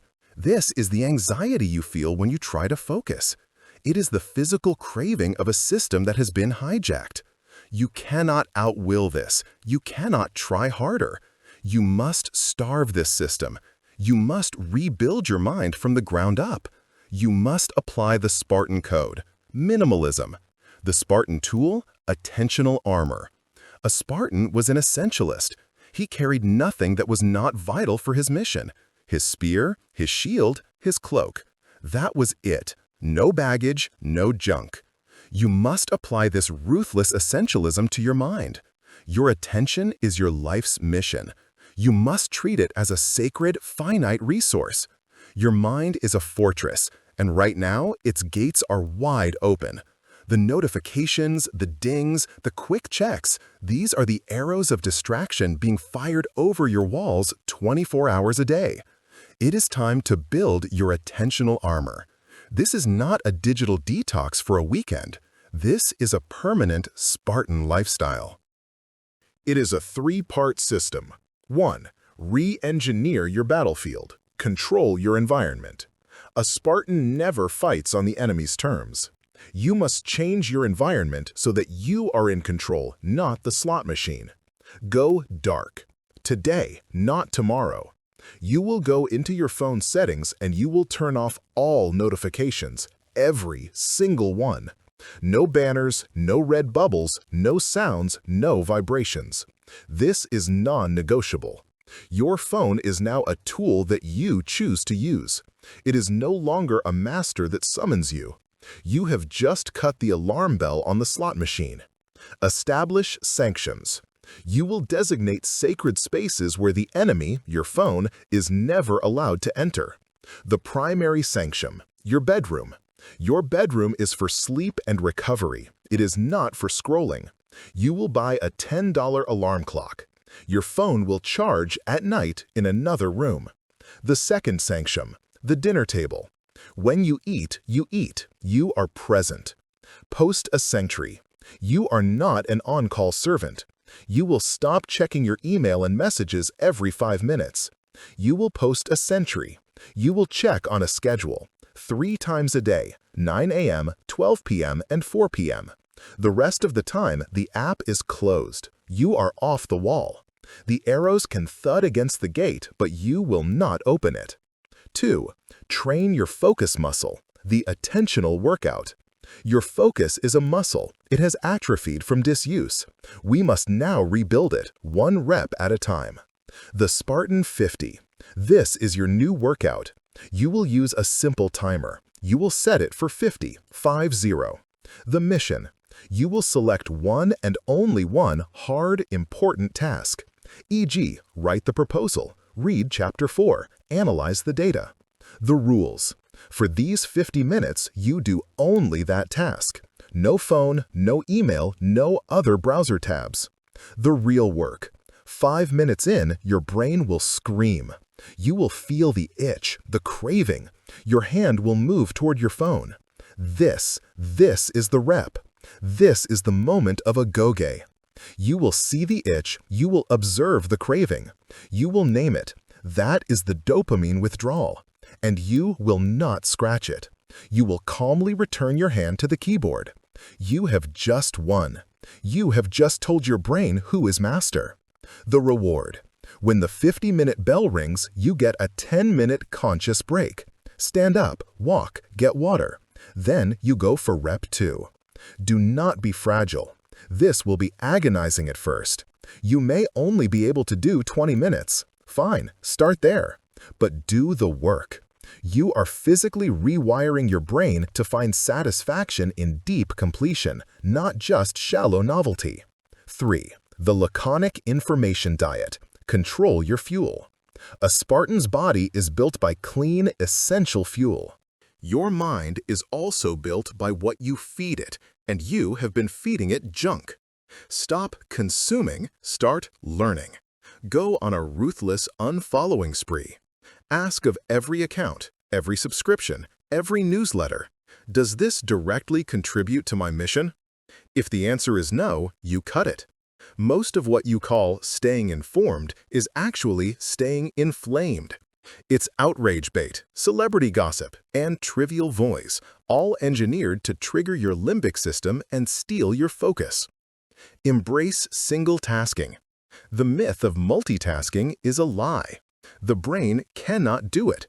It is just task switching, rapidly shifting your focus from one thing to another, and paying a cognitive tax with every switch. It is cognitive chaos. From now on, you will live by the Spartan code. One mission, one mind. If you are writing an email, write the email. If you are reading a book, read the book. If you are listening to your child, look them in the eye and listen to them. Give the world the full, undivided power of your attention. This is the ultimate mark of respect, and it is the ultimate source of your strength. This is not a productivity hack. This is sovereignty. You cannot be unbreakable if your mind is a leaf in the wind, blown about by the dings and buzzes of 1,000 different apps. You cannot be a leader, a parent, or a partner of value if you are never fully present. The war for your focus is the central battle of the 21st century. Winning it is the prerequisite for living an unbreakable life. You must build your armor. You must train your muscle. You must live the essentialist code. Only then, with a clear, calm, focused mind, can you face the real battlefield. Because now that you've silenced the external noise, you have to face the internal one. You have to face the fear. You've built your armor. You've focused your mind. Now it's time to learn how to stare down the enemy. It is time to learn the Spartan gaze. Fear is a story you tell yourself. The problem, the one that has held you hostage your entire life, is that your body believes it. It believes the story instantly, implicitly, and completely. And when the story of fear takes hold, your body triggers a physical takeover. It's a coup. Your logical, rational, Spartan mind is bound, gagged, and thrown in a dungeon. And a terrified, shrieking animal is put on the throne. We've spent time on the chronic enemy, the low-grade cortisol drip of modern anxiety.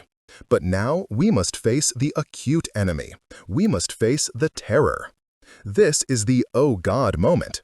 It's the 10 p.m. phone call from a number you don't recognize.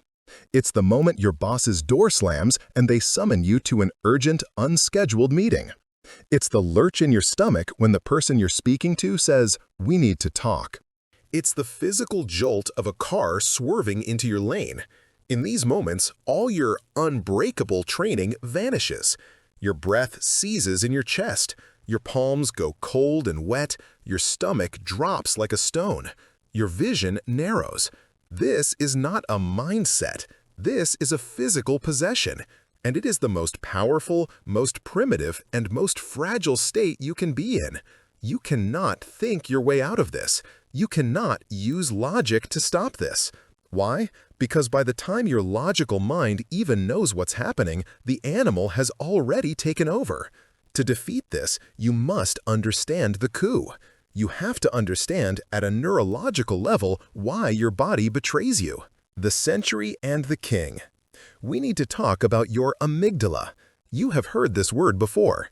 It is almost always described as your brain's fear center or alarm bell. This is true, but it is dangerously simplistic. It's the cartoon version of the neuroscience, and it's not helping you. Today, you are going to get a fresh, useful look at what is happening. The amygdala is not just an alarm. Think of it as a low-resolution sentry. It stands at the front gate of your brain's sensory information hub. It gets all incoming data first, everything you see, hear, and feel. And it gets this data before the smart, logical, high-resolution part of your brain, your prefrontal cortex, even gets the memo. Your prefrontal cortex, your inner king, is slow, analytical, and metabolically expensive. Your amygdala, your sentry, is lightning fast, reactive, and cheap. The sentry's only job is to scan the raw, crude data and ask one question: is this a threat? It is built for speed, not accuracy. This is the classic stick versus snake scenario. You're walking in the woods, your eyes see a long, curved shape on the path. The raw data goes to the sentry, amygdala first. The sentry doesn't have time for a high-res analysis. It just sees the shape. It sees long, curved, on path. It doesn't wait to find out if it's a stick. It makes a snap judgment based on a better safe than sorry evolutionary principle. It screams, "snake." Now here is the coup. This happens in nanoseconds. The instant the sentry screams, "snake," it does two things simultaneously. It sends a panic signal down to your brainstem and your adrenal glands. This is the physical takeover. Your body is instantly flooded with adrenaline and cortisol. Your heart pounds, your breath shortens. It sends a threat signal up to your king, your prefrontal cortex, along with the overwhelming emotion of panic. Here is the critical, life-changing insight. You feel the physical fear before you consciously understand what you are afraid of. The physical takeover, the coup, happens before your logical mind even has the full high-resolution picture. By the time your king, the PFC, finally gets the full picture a half-second later and thinks, I see, it is just a stick. It is too late. The king is already drenched in the cortisol and adrenaline that the sentry ordered. The king is trying to be logical, but it is already shouting through a megaphone of pure panic. Your body is now in a feedback loop from hell. The sentry screamed, "snake." Your body feels the snake, panic, heart pounding. Your king, now poisoned by the panic, looks at the pounding heart and says, "My God, I feel terrified. The threat must be real. This isn't just a stick. This is a disaster." The feeling of fear validates the story of fear. The story creates the feeling, and the feeling proves the story. This is the loop that traps you. This is why you can't just calm down. So, what is the Spartan solution? You cannot stop the sentry from being a sentry. You cannot stop it from seeing a snake. That is a good system. It keeps you alive. You must instead change your relationship with the sentry's signal. You must learn to see the signal, feel the physical panic, and not believe the story that comes with it. You must learn the Spartan gaze, the gaze that holds the line. A Spartan warrior standing in the phalanx is terrified. He hears the screams of 10,000 enemies charging. His sentry, amygdala, is screaming, "Death! Snake! Run!" But he has been trained. His agoge was not about not feeling fear. It was about what to do when you feel it. He was trained to ignore the sentry's story, run, and trust his training. Hold the line. He was trained to look at the battlefield, to see it for what it was, a set of facts, a problem to be solved, not what his fear told him it was. This is the Spartan gaze. It is the detached gaze.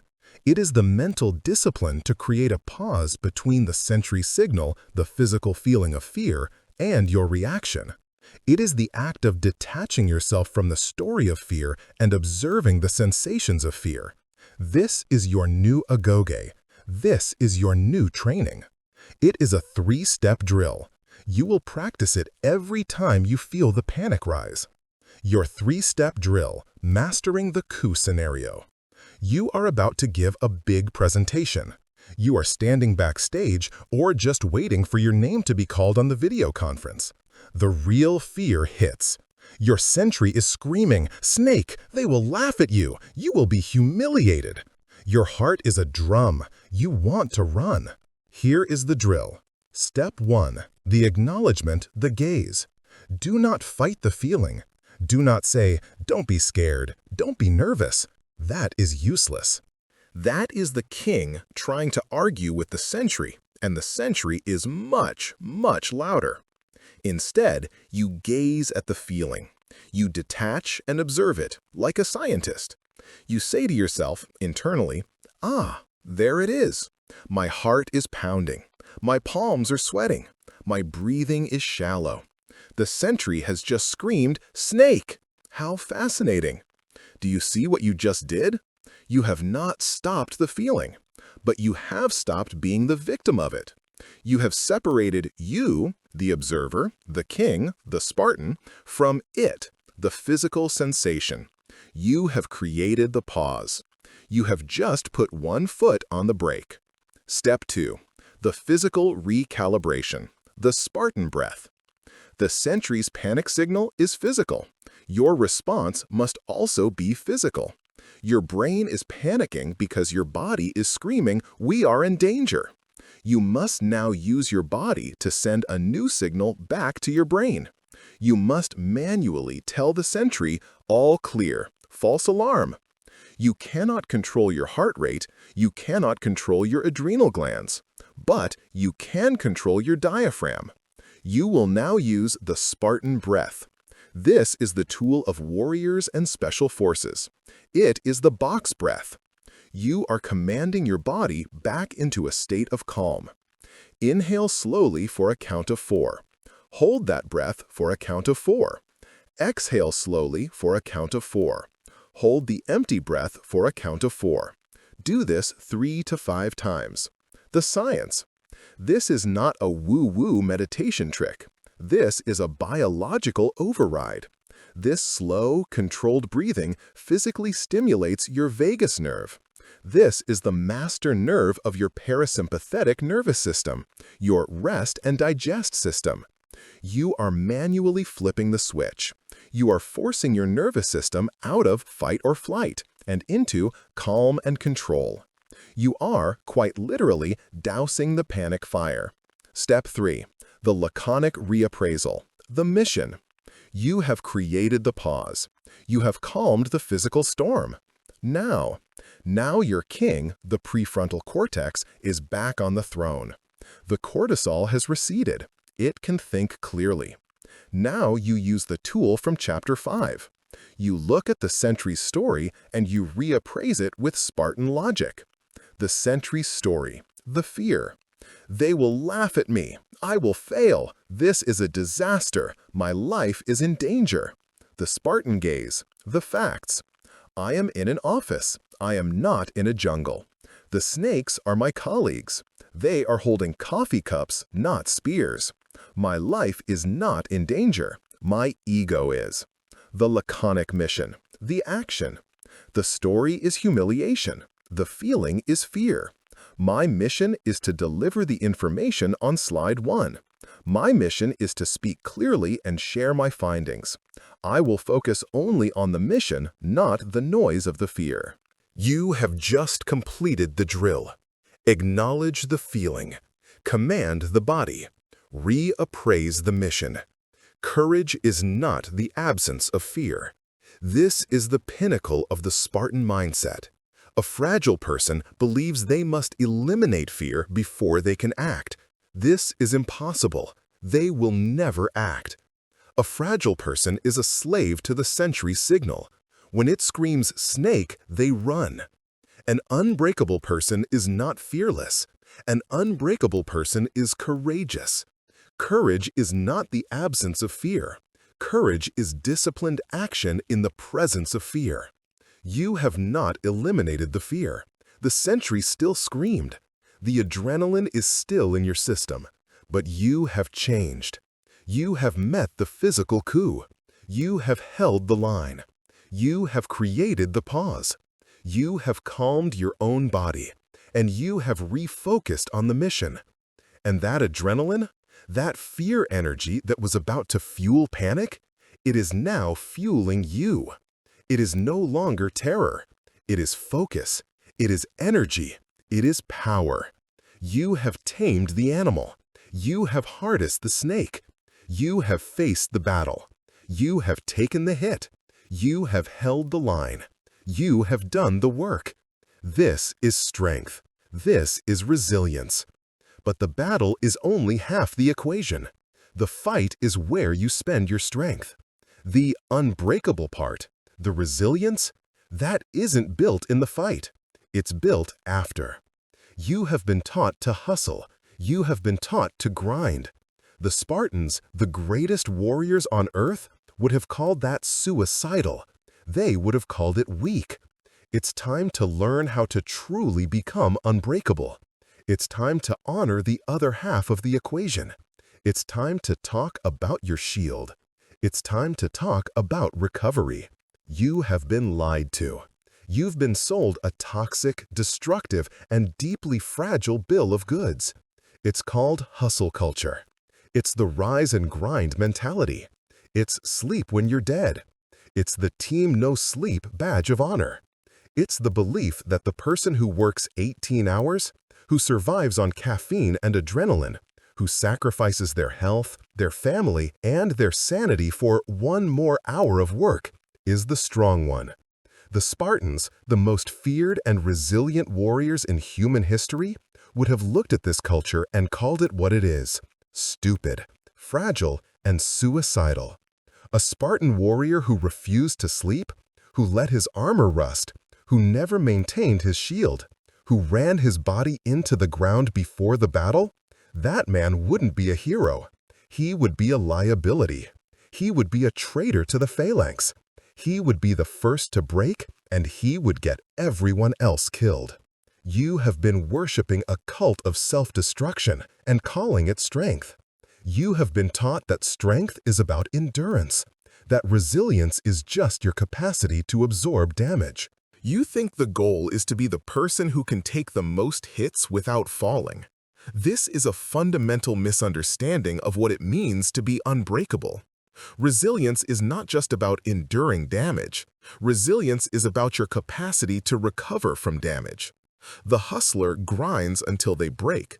The Spartan trains, recovers, and adapts, becoming stronger than they were before. It is time to stop being a grinder and start being a warrior. And a warrior understands that the battle is only half the equation. The recovery, that is where the victory is forged. The work is the damage. The rest is the growth. Let's go back to the gym. This is the simplest, most perfect analogy there is. When you are in the gym lifting that heavy weight, you are not building muscle. Let's be crystal clear about that. You are not getting stronger. You are, in fact, getting weaker. You are damaging your body. You are stressing your nervous system. You are creating microscopic tears in your muscle fibers. The work is, by definition, an act of destruction. So when do you get stronger? You get stronger after. You get stronger when you go home, when you eat, and, most importantly, when you sleep. It is in the depths of your recovery that your body's brilliant adaptive systems go to work. It's when your brain sends the signal, "We were damaged. We faced a threat. Rebuild the wall." But don't just patch it. Make it thicker. Make it stronger. We must be ready for that threat next time. This is it. This is the entire cycle. Damage, the work; recovery, the rest; adaptation, the strength. Hustle culture tells you to just do more damage. Just keep tearing the muscle. Just keep grinding. Damage, damage, damage. The result? You don't adapt. You atrophy. You don't grow. You break. This is the biological, unavoidable mechanism of burnout. Now apply this principle, this undeniable law of biology, to your brain. Your deep work, Chapter 7, that is the damage. In a good way.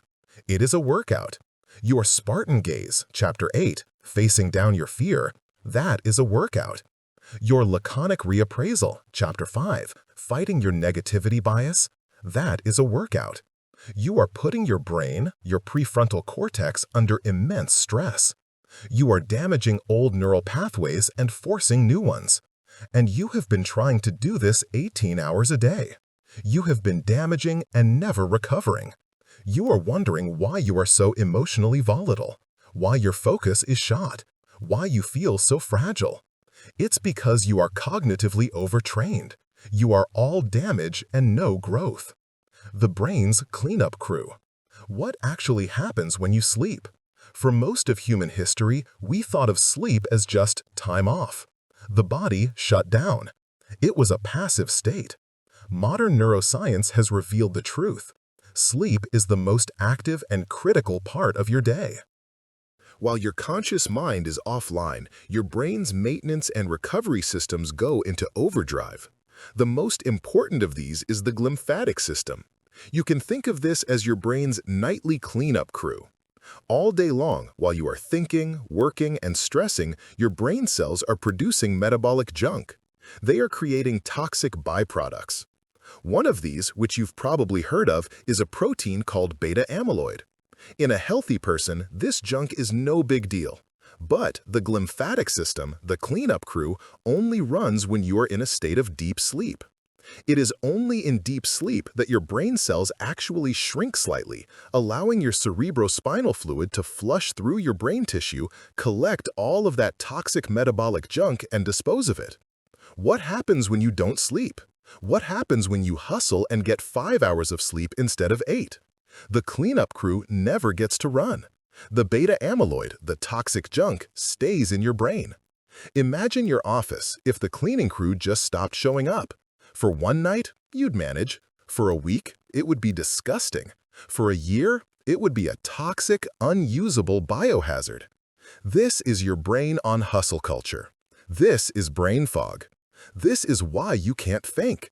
You are literally wading through a brain full of your own toxic waste. And it gets worse.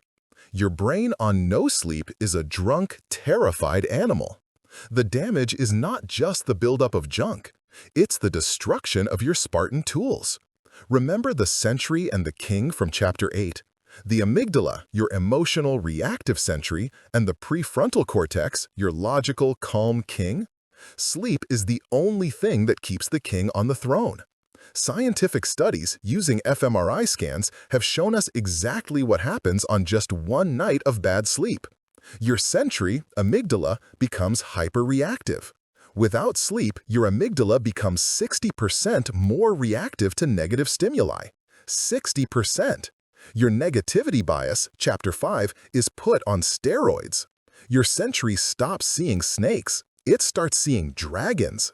Every minor inconvenience, every slightly negative email, every neutral look from a stranger is perceived as a massive code-red threat. You become an emotionally volatile, paranoid, and anxious wreck. Your king, PFC, is dethroned. This is the scariest part. Sleep deprivation severs the connection between your logical king, PFC, and your emotional sentry, amygdala. The king loses its ability to calm the sentry down. The Spartan gaze, Chapter 8, fails. The laconic reappraisal, Chapter 5, fails. You feel the 60% extra panic, and your logical mind is offline, totally unable to help. You are, in a very real neurological sense, insane. You have voluntarily transformed yourself from a Spartan warrior into a terrified animal. And all your training from this book, all the agoge, all the new neural pathways you are trying to build, sleep is when your brain practices what you learned. It's when it runs the reps over and over, solidifying the new pathways. It's when memory consolidation happens. Without sleep, you lose the training. You can do the hard work all day, but if you don't sleep, the jungle reclaims the path. You are not grinding. You are wasting your own time. The Spartan tool, strategic restoration. You must stop treating rest as a reward you might get if you're good.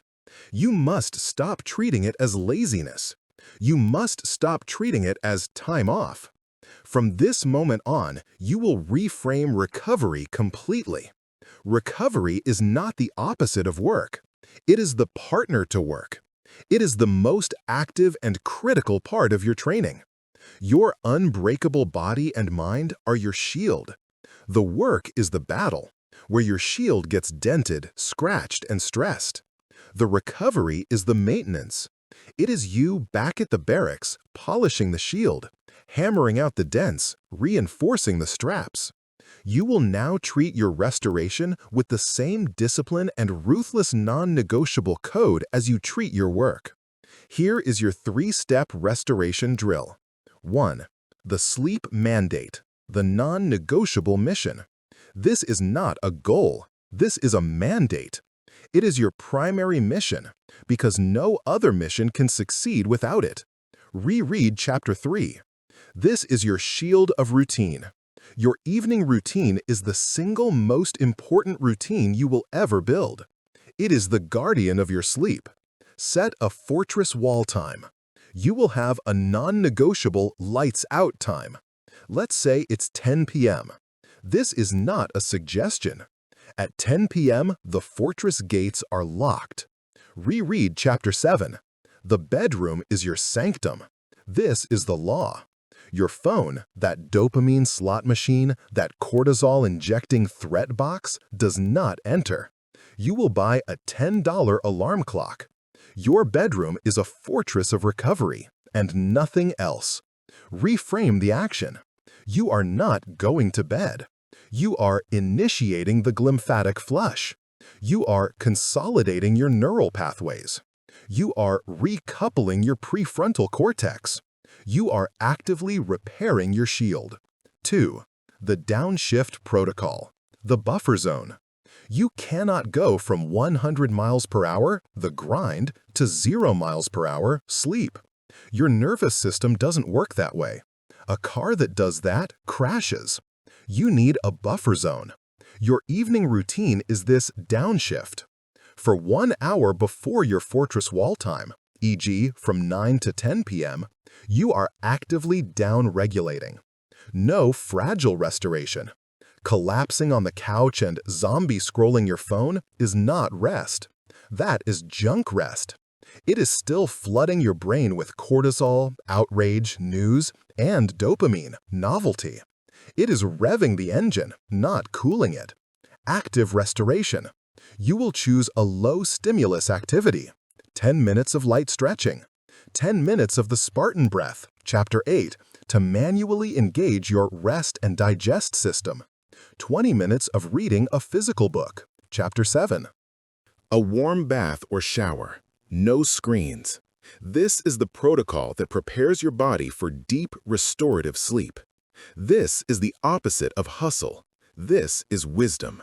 3. Fueling the forge. Clean fuel for repair.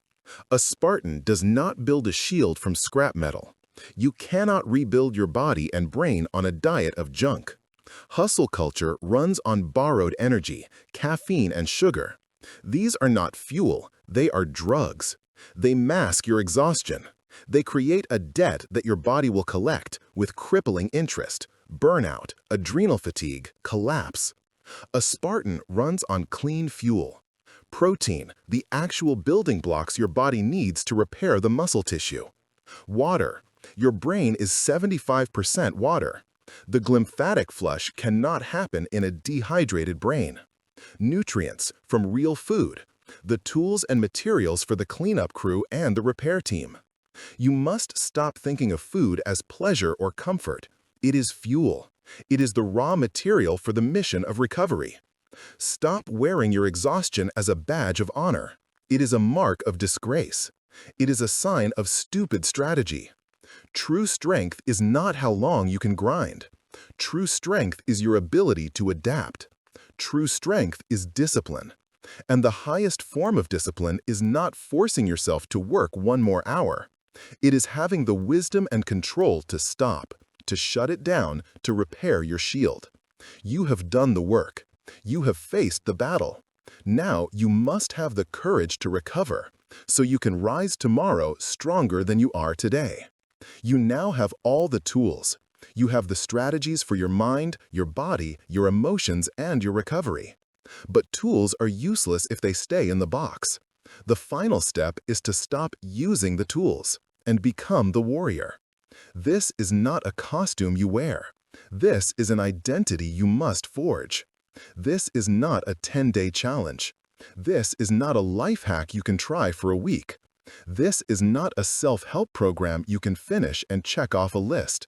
This is a declaration of war. You have listened. You have learned. You have gathered an entire arsenal of tools. You've learned about your brain's default mode and the agoge to rewrite it. You've learned how to build the shield of routine to forge an iron will. You've learned to embrace the cold and use hormesis to reboot your nervous system. You have learned to master your internal dialogue with laconic reappraisal. You have learned to find your phalanx and the biological power of connection. You have built attentional armor to deflect distraction. You have practiced the Spartan gaze to master your fear. And you have learned the wisdom of strategic restoration, understanding that recovery is where your strength is forged. You are now standing in an armory, holding the spear, the shield, and the helmet. And now you are afraid. This is the moment of truth, the final hidden fear that stops 99% of people. It's the whisper that's in your ear right now. This was great, but what happens when I fall off the wagon? What happens when I hit the snooze button? What happens when I do yell back? What happens when I do skip the cold shower? The fear is that this is all just a costume, that you are just pretending to be this strong, disciplined, unbreakable person, and that the first time you fail, the costume will be ripped away, and you will be exposed as the same fragile person you've always been. This is the imposter fallacy, and it is the last enemy we must defeat. We are not here to build a costume. We are here to forge a new identity. The war for yourself. You must understand this final piece of neuroscience. It is the most important concept in this entire book. Your brain has a non-negotiable prime directive. It must maintain a consistent, stable sense of self. Your brain hates contradiction. It despises hypocrisy. When your actions, what you do, are in conflict with your beliefs, who you think you are, your brain experiences a painful, grinding, static-filled alarm state. This is called cognitive dissonance. It's the feeling you get when you believe, I am a healthy person, but your action is, I am eating a second piece of cake. It's the self-hatred you feel when you believe, I am a disciplined person, but your action is, I just hit the snooze button for the 5th time. That feeling is your brain demanding that you fix the contradiction. It must align the action and the belief. And it only has 2 choices. This is it. This is the entire battle. To resolve the dissonance, your brain can either change the action. You throw the cake away. You get out of bed. Or change the belief. You think, well, I guess I'm not a healthy person. I'm a fake. Or, I guess I'm not disciplined. I'm just lazy. Which one do you think is easier? It is always easier to change the belief. It takes no physical energy. It is a simple, catastrophic surrender. This is the real great fallacy. You think you act based on who you are. The truth is, you decide who you are based on how you act. Every time you fall off the wagon, every time you choose the fragile path, you are giving your brain permission to change the belief. You are teaching your brain, with your actions, that you are not a Spartan, that you are a fraud.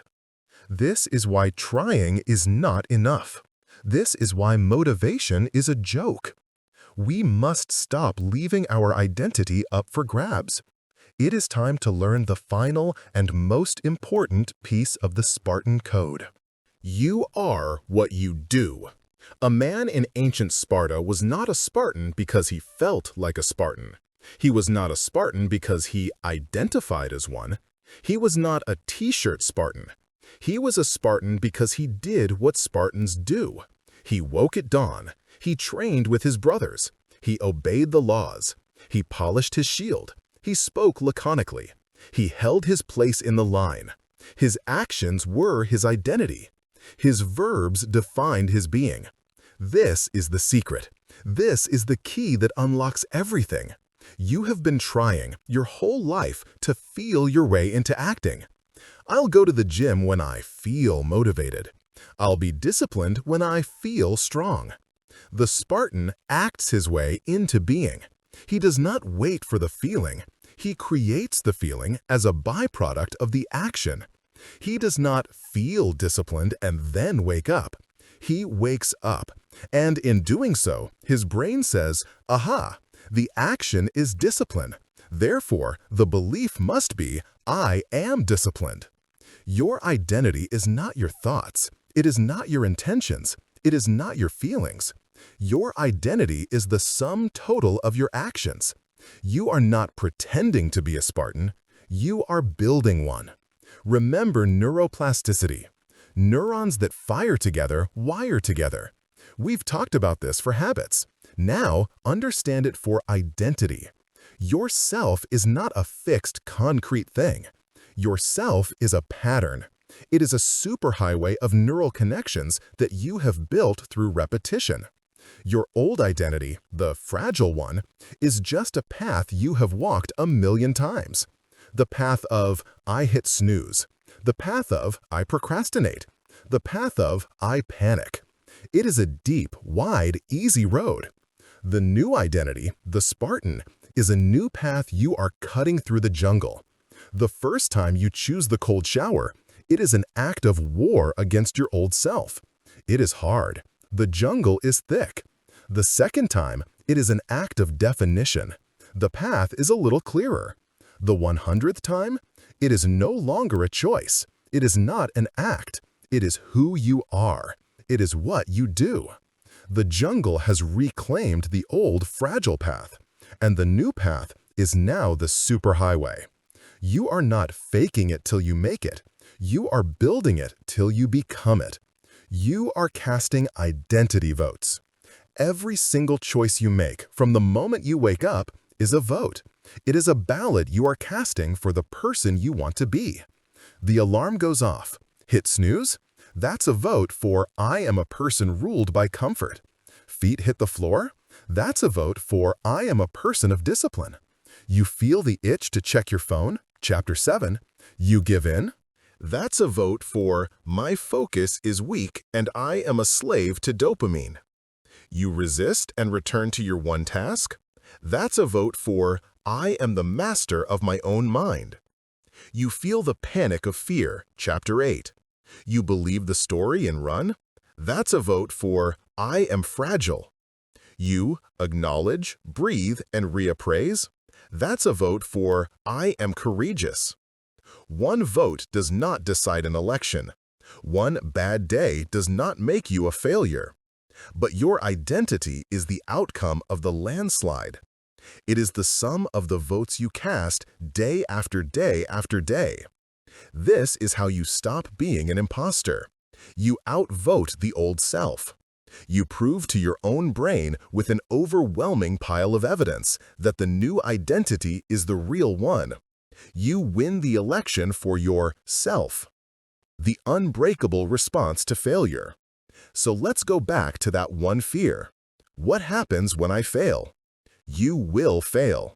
You will hit the snooze button. You will eat the junk food. You will lose your temper. You are human. A Spartan also fails. He also drops his spear. The difference is in the response. The fragile response to failure. I skipped my workout. See, I knew it. I'm a fraud. I'm a lazy failure. It's over. I quit. This is your brain resolving the cognitive dissonance. You gave it a failure action, so it changed your belief to match. You surrendered your identity. The Spartan response to failure. I skipped my workout. That is the data. That is all. It is not a verdict. It is information. You analyze the data with the laconic gaze. Why? I slept poorly. The mission was compromised by a failure in recovery. This is not a character flaw. This is a strategic flaw. A Spartan does not quit. A Spartan does not ruminate. Chapter 5. He analyzes, he learns, and he gets back in the phalanx. My recovery protocol, Chapter 9, is my new mission for tonight. My morning workout is my primary mission for tomorrow. The line was bent. It did not break. I will hold the line. Do you see? The failure does not define you. The response to the failure defines you. Your identity is not defined by the one vote you miscast. Your identity is defined by the relentlessness with which you show up to cast the next one. You are not adopting the mindset. You are the mindset. This is the end of our journey together, but it is the beginning of your new life. You have all the tools. You have the code, the agoge, the shield of routine, the cold plunge, the laconic reappraisal, the phalanx attentional armor, the Spartan gaze, the strategic restoration. But as of this moment, they are no longer tools in a box. As of this moment, this is who you are. This is the day you stop trying and you start being. This is the day you stop using the tools and you become the warrior. The cold shower is not a technique you are trying. It is what you do. The shield of routine is not a hack. It is how you live. The laconic reappraisal is not a trick. It is how you think. The Spartan gaze is not a drill. It is how you see. Your new identity is not a goal you are working toward. It is a fact that you prove with every single action. You are not adopting the Spartan mindset. You are the Spartan mindset.